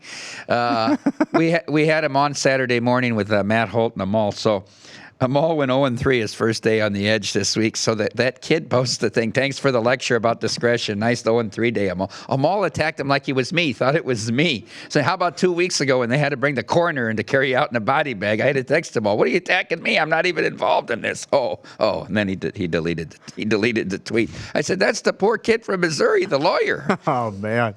Anyhow, and then Sunday, I have a 5-teamer with Castilla with the Reds up 4-0, and the Giants come back and win 6-4. Of all teams, I know. Now, last night they get Sonny Gray a 4-2 lead, and then don't score for the next 11 innings and get beat 5-4 and 13. I don't think they're going to score today either. Bassett's pitching great. He's only a small favorite, 140. I'm probably going to bet him today, and then I might take a little shot at the under first 5. I've won the first 2 games in this series with the under first 5 with the White Sox. Indians not hitting. They got nobody left in the lineup. If Carrasco's okay, this Benuelos has pitched better than expected. So that's about it for me today, though. I don't love a lot. That's okay. Short card. Can I ask you this? You might want to take the Yankees, although they're $1.70. Leake's giving up a lot of home runs. He's got something on the Yankees. He's a ground ball pitcher. Got something on Seattle. He's a ground ball pitcher, and he's giving up all these fly balls, home runs. You betting this Tampa first inning business? How about that? You know who's on that? You know who's been on that since like the second week of the year? Ron Flatter. Yeah, big time. No, he's been talking about it, and it's not them. I mean, it's a great confluence. If it's not them, the other team scores. It's them on the road though. They're on the road, they 15 score. and 2 on the road. Yeah. Mitch will have that. Let me give this to you from Sean, listening back in the Boston area. Seattle is 9-0 to the over versus lefties this year. They are killing lefties, and also 14-2 to the over off a win. You like the over in so this it's Yankees. 9. It's 9 against Happ. And Happ's been getting lit up like a... Happ's been pitching poor. He's been pitching the worst of the Yankees starters, and Leake with all the home runs. So, yeah, I like that play. Yeah, go ahead, Paul. No, I was going to say, you're a big deal, apparently, every other place but here. But you're on these tweets, too. Like, what do you think top 5 steakhouses in Vegas? Because people always come to town and they want to know what the best place to eat at, and certainly your joint's on the list. But we want to help people out if they come to town about what you recommend for top 5 steakhouses. Well, we ask this 3-4 times a week. Yeah. Yeah. Of course, I'm going to say Andiamo. And my wife won't eat anywhere else because she's been ruined on steaks now. I take her somewhere, have an $80 steak. It doesn't taste like Andiamo, so I forget it. I'm not taking her anywhere for steak anymore. She can go have pasta or fish. I would say Andiamo. Or duck. It's in the water. The duck, it's doesn't clearly, qualify as a meat yet. Yeah. Yeah, right. Well, anyhow. I think that... you haven't been to SPK. 9 and Scotch 80. The same thing with Barry was excellent there for the run there at the Palms was good. I have not been to STK. Hugo's Cellar downtown at the Four Queens is very, very good. I have not eaten at Vic and Anthony's, the Golden Nugget, but everybody that's downtown raves about that. So, Michael's, have you had Michael's here? Well, I have not. I'm fishing for a comp here from Ryan or Vinny or Chris or something. You got to ask Vinny. Ask Vinny. Vinny for the will comp? Yeah, Vinny. 3 of us go to Vinny will take care of you Michael's guys. You guys sometimes? support the South Point a lot. It's a partnership. Yes, it is. Yes, We've it been is. told that for 2 years. You can get the tip on that. Have you? What's that place on Paradise? Del Frisco's? That's very good. You been there? No. What the hell? You wife let you out of the house here? I mean, No. By the way, he's only mentioning the downtown spots. You notice that? I don't think you get out of the house very often. Dirty. Come on. Hey, will your sportsbook offer everything? Like, for example, are you going to have up Tottenham, and will you have? We want to be good on like Mexican League soccer, all these different soccers. And will you have Really? like Liverpool? Like you would have had Liverpool to advance 15-20 to 1 on the other day. We're going to do a lot of soccer, a lot of NASCAR. That's stuff that Matt's really good at. Tennis, Matt all that Caff at stuff? Well, I get a little leery of tennis, because it's easy to influence tennis. That seems to be the most janky of all sports, But in play with golf, all this kind of stuff? Oh, yeah. Beautiful. Oh, yeah. Wide variety of options. That is We're excellent. very excited. All right, Mike Palmer, guest. You going to stick around? Yeah, why not? Nick Bogdanovich is coming on. That's always a great interview. You want to do the tease? Sure. I have no faith in this whatsoever. Why? Because it's not. Did you see you're me? You're going to take a wrecking ball to it, but go ahead. Why? Why am I going to take a wrecking ball? Because you come in here with your checklist of demands. You're like John Murray. That's all of a John sudden. Murray with the agenda. And then he doesn't show up to Brent's party. Anyhow. Terrible move. I don't understand. But they put the Disappointed. prop up for you. They put the prop up on the draft for you guys. Just for you guys. I heard that. Very, very condescending. Did he say goodbye to you at Brent's party? Pauly say goodbye or no? He did. He did? He did. I said, we better go before there's a big line for the valet. Then we walked out. My car was parked right there. They didn't have to bring it to us. Win some. You tip going in? You tip going in? No, I didn't. Wow. Speaking of that, I'm looking for a 20. I forgot. All right, stay tuned. Up next, Nick Bogdanovich from William Hill, right here live on VSiN, Fubo, Sling, and NESN. More of Follow the Money with Mitch Moss and Pauly Howard is on the way. But don't get left out on VSiN's new Point Spread Weekly. Find out more at VSiN.com.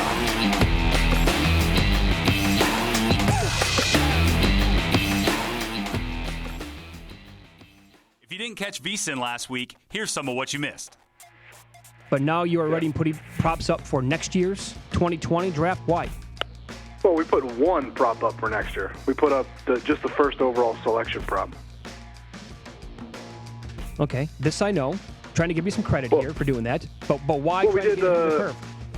Well, we wanted to impress you and Paul. Would be the simple answer. You guys are so gung ho about this NFL draft.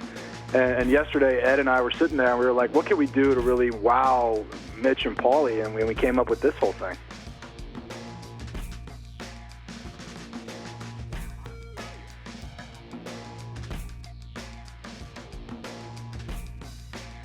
You were telling us these stories, and Todd is if nothing else, is a fountain of great stories. So you in 1998, if I have the year correct? 1998, the summer of 90, I was living in Manhattan in the Upper West Side, and I decided that I wasn't working at the time. I don't know, I was like in between jobs or something, and I decided I wanted to go to Vegas and bet baseball all summer. So I packed my rollerblades, and I came out to Vegas. Which is what you did back then. Yes, I used to rollerblade. So, you had to get the best line, and, in the baseball games. So what I would do is I would rollerblade from one casino to the next.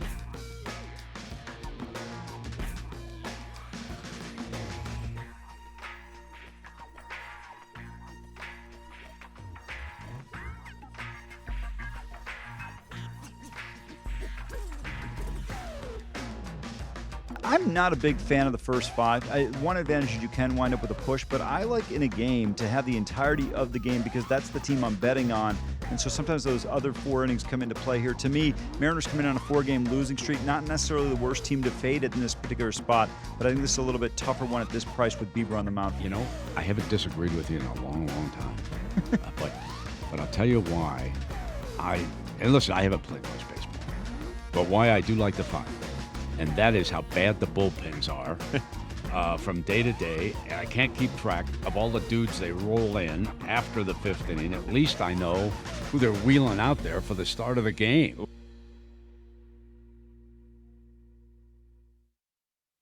This is Brent Musburger, and here is your VSiN action update. Now, here are the latest lines from my guys in the desert. Trailblazers look to force their first Game 7 since 2003, where they host the Nuggets at the Moda Center in Game 6 of the Western Conference semifinals.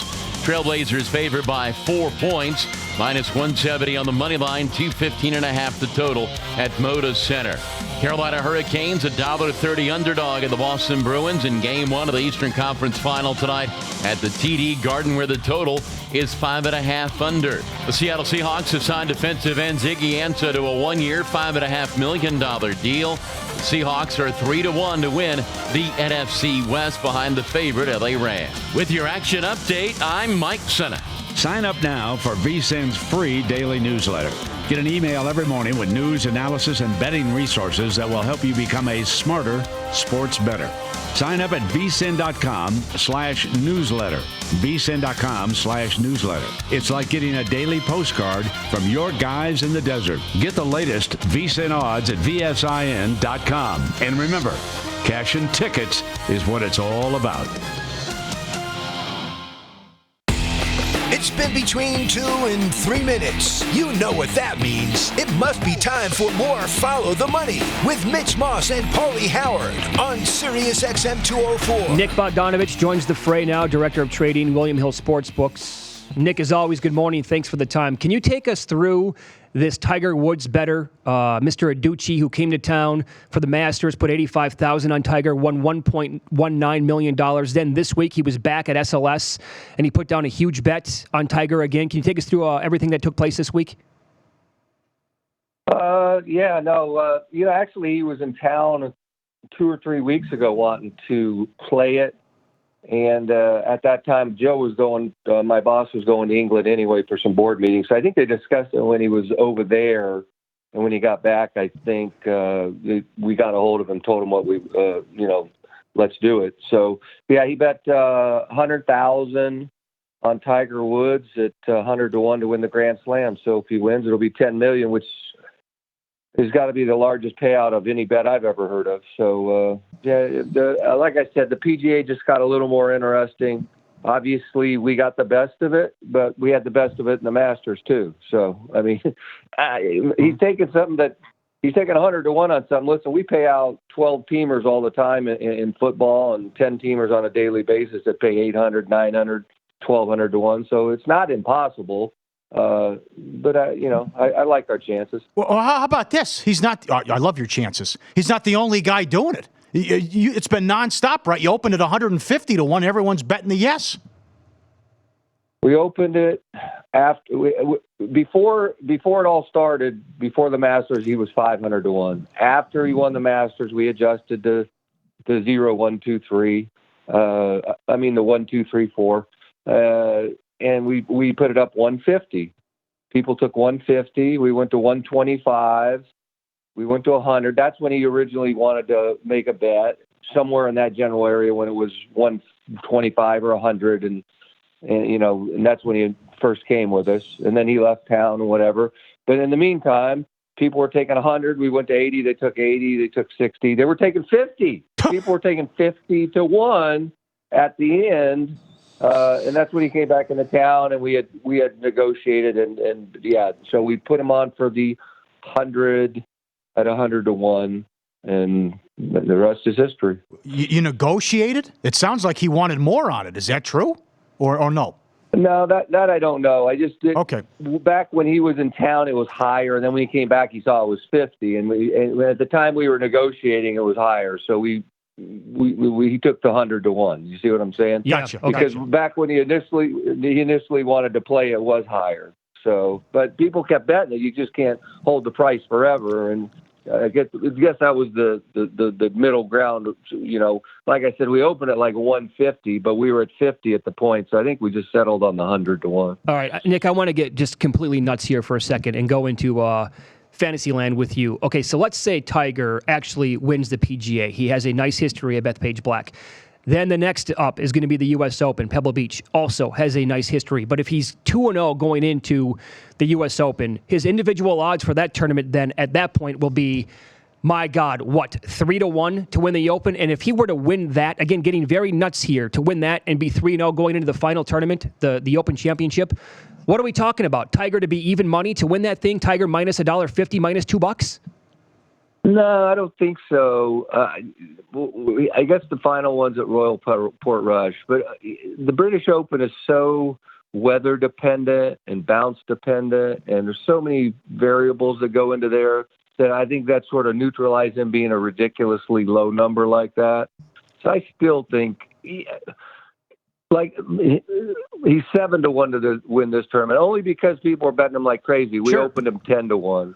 The true odds for this for the Bethpage Black is, I think, at least 20 to 1. That's me personally speaking.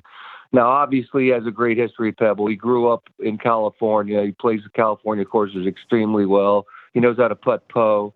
That one I could see being, if he wins this one, I could see being in the area of 4 or 5 to 1. But I still think, even if he gets the first 3 in, which in a perfect, since we're living in fantasy land here, I'd love to see him win the first 2, the next 2, have 3 in, and then have the lead go into the 4th round, and then we win it on Sunday. That would be like $200 billion worth of marketing exposure. But of course, I would be 200 years old going into that last round as well, so that wouldn't be good. Can you put up a no on? Can you put up a no on that prop to win the Grand Slam? Yeah, I guess you can. I mean, obviously we're sitting 50 right now. I mean, I guess you could put up something like 70, 50, 80, 50, or even 100. Take back 50 is extremely generous on the part of the house. If someone wanted to lay no 100 to 1, that would be good. But there's really, there's no hedging. I mean, obviously we took the bet because, we like our chances, but, and you can't cut into 10 million plus liability. Now we already had $1 million liability or something going into his bet. So now it's up to like 11 million. So, people are enamored with this Tiger Woods story, but I do like our chances. All right, and he's in nothing but Tiger money at William Hill. He's 7-1 to win the PGA next week. Director. Go ahead. Yeah, on the individual tournament basis, forget about this bet. That bet is it won't be graded until August or July when the Open's played, because it's an exact number of Tiger majors, 0, 1, 2, 3, or 4. So that bet won't be decided until July, regardless. But this next tournament, they're betting Tiger to win Betfair. He's got the most. The last I looked, he had the most ticket, the most dollars a bet on him. What did you think of the Derby debacle? And was that a good result for you? It wasn't too big of a difference one way or the other. But both horses were good. Future book wise, it was good, but over the counter there was some tickets with the long shot. So I'm not a horse guy or a horse expert. I personally wouldn't have taken him down. I know by the letter of the law he drifted a little bit and interfered, so you're supposed to. But it is the Kentucky Derby. It's 20 horses on a muddy track. People are screaming. There's all sorts of bumping and variables involved. No one's ever taken down in 75 years. And the winner that was the recipient of the good fortune, he wasn't even involved in it. So me personally, I wouldn't have taken him down, but I can understand why they did. Okay. Your wife watches Game of Thrones. We love it. There's 9 pages of props offshore. FanDuel has come out and thinks that eventually they'll be able to take bets on TV shows. Do you think Nevada will ever do that? And not because New Jersey, you took the Oscars, which I guess it's only a few people know the results. Do you think we'll ever get to that point where you can take TV shows and that kind of stuff? I think so. I do. I think it's one of those things where it's a step-by-step thing. You see this jurisdiction doing it, and then you come a little more comfortable with it, and everyone's talking about it. Yeah, I went to a dinner the other night, and I was waiting to get seated, and the guy next to me was talking about he was betting on the Game of Thrones. I mean, it, like I said, I've never seen an episode, but everyone in my office watches Games of Thrones. There's a total stranger was talking about the Game of Thrones. So, yeah, it would be nice to capitalize on its popularity. That's for sure. Hey, Nick, Mike Palm from the D. I remember talking to Joe Asher on Super Bowl Sunday and him saying that you guys didn't take one bet on the Rams in Rhode Island. Do you see the same kind of regional bias in the NBA playoffs with maybe the Sixers in New Jersey or the Celtics in Rhode Island as you did in football? Good question, Mike. The regional bias is by far the strongest in Rhode Island.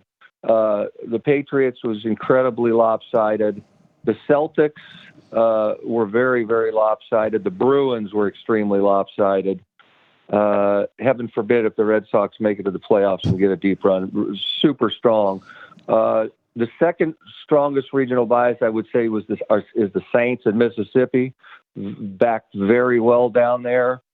And you could see back in the Jersey books, if any one of those teams ever get going, whether it be the Yankees, the Giants, or the Jets, it will be the same thing. Mm-hmm. But no question, so far, this is only its infancy. It's only been less than a year. the Rhode Island bias is by far the biggest. Okay, so how about in the NBA in general? Do you know if you have any large tickets available out there on the Bucks to win the entire thing, or potentially a team like the Nuggets and the overall liability, possibly if they would win? Because the Nuggets, I know, they were triple digits just to win the Western Conference this year. You know, it's scary. We do need Golden State to win it all this year, which is rare. Wow. But as far as no, we're okay with the Bucks and we're okay with the Nuggets. Nothing great though. Our best case scenario is Golden State, but nothing there. We got Blues problems. There's no question about that. They won Game 7 thriller, but from what I understand, they were the best team that night. So there's no crying there. But yeah, listen, people take, like this guy in the Masters, people bet long tickets like that all the time on a daily basis. I'll be sitting there, guy will bet on a daily basis, whether it be a baseball parlay with some hockey sprinkled in or something, 200 to win 477,000, 800 to win 490. I mean, every day it's just like, they're trying to hit the lottery, and that's what's so beautiful about sports. And, there was that one run 2 years ago. We paid off 6 12-teamers in NFL football. So I'd never heard of anyone hitting a 12-teamer anyway. It was on a parlay card, and 6 of them in 1 year. It's hard enough to win one bet, let alone 12. Follow the money, Pauly and Mitch, VSiN, NESN, Nick Bogdanovich, Director of Trading, and William Hill, our guest, William Hill US on Twitter. So you think the TV shows eventually can happen? You've been doing this since 1986. Can you put in perspective what it would be like? And every time you talk to a bookmaker, you say, what's next? What do you want to see? What should Nevada, you say the election and politics. Can you put it in perspective how big, because Trump is so polarizing, but what the handle would be on the 2020 election if you could book it? Yeah, I know. Wouldn't it be nice to sort of get that done before the election? Any type of the cycle. Obviously, they're taking bets already over across the pond, and they're writing business as we speak. But I doubt if we'll get it on before 2020. But yeah, like you said, who shot JR in Dallas, this Game of Thrones thing, the elections, enormous numbers. I mean, the presidential election would drown anything we do, just because it brings every single person in America into play. Obviously, sports betting is only bring X amount of people into play, but the election would literally bring everyone into play. And it's split 50-50. So, I mean, the price would be, it'd be pretty close to pick 'em, which really, really generates some action. You think the first election that you could ever book would absolutely massacre any Super Bowl handle? Only if it's a great matchup. If the first book, the matchup we'd ever done was Hillary and Trump, it would have been off the charts. And I'm assuming just because it was woman versus a complete outsider. I mean, I think that would have just destroyed anything ever. Just because it was that scenario, first woman, first outsider. Now this one would have some, who knows? I mean, this one would have great stuff going on just because who knows who's going to win this. I know Biden has a big lead right now, but all the people, that's going to change over time. That's going to get a lot closer. So booking the Democratic primary would be great. And then whoever gets the winner versus Trump would be phenomenal too. So yeah, I mean, it would be monstrous. A+ appearance, Nick. Thank you. All right, guys. Have a good week. You too. Thanks for getting up early. Hey, Nick, I just want to say before you go, on behalf of Derek Stevens and myself, I know the relationship will end at the end of May and as we get into Circa, but he's gone. He's long gone. Oh, no, he's still on, isn't he? Well, let me say it to Boston. Yeah, I'm here. Yeah, is it? Oh, the relationship has been great, and thanks to you and Joe and through the years, Dan Shapiro and Dave Grohl for the services you provided for our casinos, and I know we'll still continue to work together in the future, so thanks. No, thank you guys. I want to wish you guys the best of luck going on your own. You guys got a good man. Matt's dynamite. You guys, and with your ideas and Derek's aggressiveness, you guys are going to make a big splash on the scene. And we love that in the state of Nevada. More good operators, and we wish you guys the best. Thanks, Nick. Okay. Goodbye again. Anything else, Mike? We both said goodbye to him. I mean, what? Yeah. You come and you want the full hour. You're asking Nick, I know you're still there. We said goodbye. Linda Cohn, what do you think of Linda? What do you think of Super Bowl III? Yeah. Hey, I take back my program director claim. Hey, I want to get a chance to plug something. No, okay. Wait a minute here. Look at the clock. Coney Island today. Oh, 5 cents. American 5 Coney cents. Island. Yeah. 5 cent. 5 cent Conies. Yeah. 11 a.m. to noon today. American Coney Island. Come on down, folks. What's the occasion? It's celebrating 102 years in business. You know, that's a Detroit tradition right down there in downtown Detroit. So Grace is here, and Grace Karos and Chris Soteropoulos, the owners, family-owned business for several generations. So come on down today downtown. 5 cent Conies from 11 to noon. Yeah. Nick, that Pirates bullpen. Stop it. In pocket plays coming up next. More of Follow the Money with Mitch Moss and Pauly Howard is on the way. But don't get left out on VSiN's new Point Spread Weekly. Find out more at VSiN.com.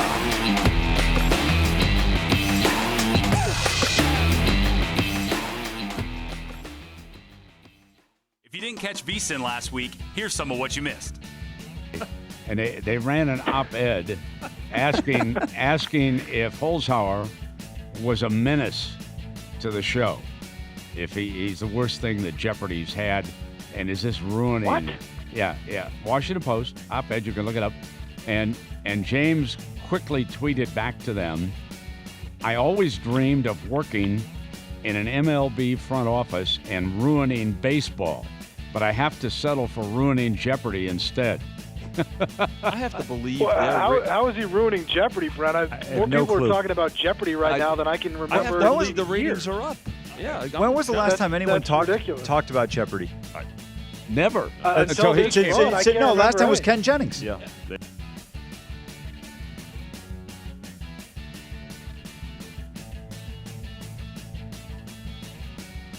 All right, last one. We're going to go a little out of this world with this one.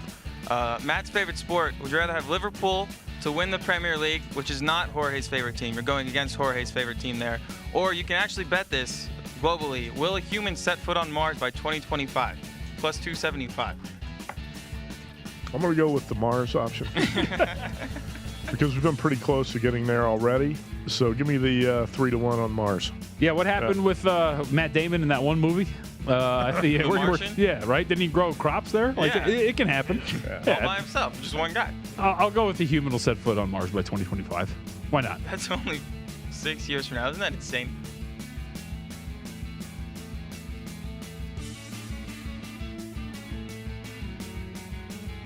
Are you watching this right now with Jeopardy, Nick? You know, I watched the one last night. Both contestants. Even the girl was a pretty good player, but the guy on the right was really good. So, yeah, that was a good one. What do you think when it dies down and he finally loses? Are you going to be?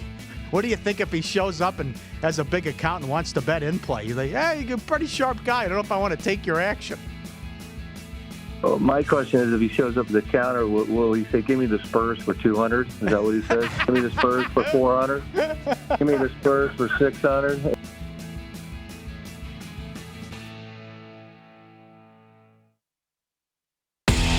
And we're back with more Follow the Money on SiriusXM 204. Mitch Moss and Pauly Howard have the mics for the information you need to win. 2-minute offense here, thanks to Mike Palm. In pocket plays, I'm going to go, thanks to Sean here, put me on the Mariners-Yankees. Well, I will thank him if it's a winner. Over 9 today, Mariners crushing left-handed pitching. Game 1 under. Bruins Hurricanes 5.5. I'm with Mike. Going to be low scoring. Could be a low scoring series. What'd you bring for a gift to Brent's birthday party? Apparently everyone had the same scouting report with the Bushmills. Bushmill. We got a 21-year-old aged Bushmill, big bottle, 750 milliliter bottle that we only ended up splitting 2 ways. No pack of beer? Not 3? No. Beer? It's like splitting a case of beer 3 ways. Great gift. He's swimming in it. I mean, he is going to be. But that's good because he said it's so expensive to buy liquor in Montana. Punishing taxes. Hey, let me show. This is we're scrambling here. I want to show this to you. How about this tweet from Micah Adams? Look at this. This is unbelievable. Last night, James Harden shot chart over the final 8:30. No Durant. Chance to steal Game 5.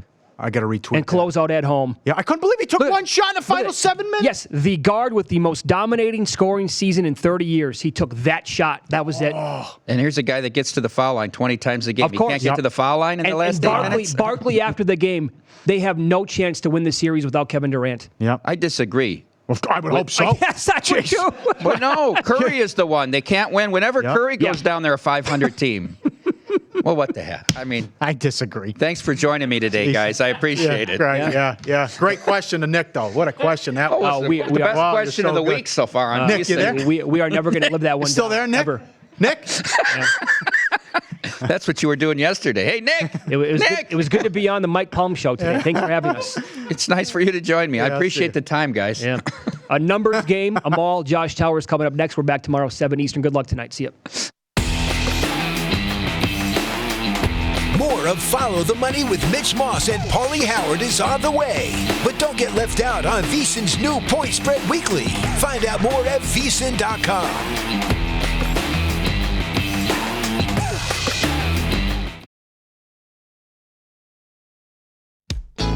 Check out the VSiN store for the latest and greatest in sports betting fashion. We have more than 40 shirt designs, including our most popular one, Cash and Tickets is what it's all about. Then there's the latest addition to the VSiN store, I Fade Mr. Poison. You'll find VSiN shirts and hats for any occasion, and they're all made to order so you can find the right design, color, and size that's perfect for you. Are you recovering from a bad beat? Well, we have a shirt that'll make you look a whole lot better than you feel. Burned by some late scoring? Maybe you should wear this shirt as a reminder. It's not under until it's over. And if you're a fan of a particular VSiN show, we've got a shirt for you too. You'll find VSiN hats and even VSiN coffee mugs, all in our online store. Go to vsin.com/store and order now. That's vsin.com/store. If you didn't catch VSiN last week, here's some of what you missed. Biggest miscalculation with the corporate greed, the resort fees or the paid parking? Without question, it was the parking. And, I mean, we've seen that now, and I'll tell you why. Because, well, Wynn just rescinded it. Wynn's the first one to fall, the first one to go back and say, that's it, we're not doing it anymore. And a buddy of mine had the best line. He goes, they didn't do that to be nice.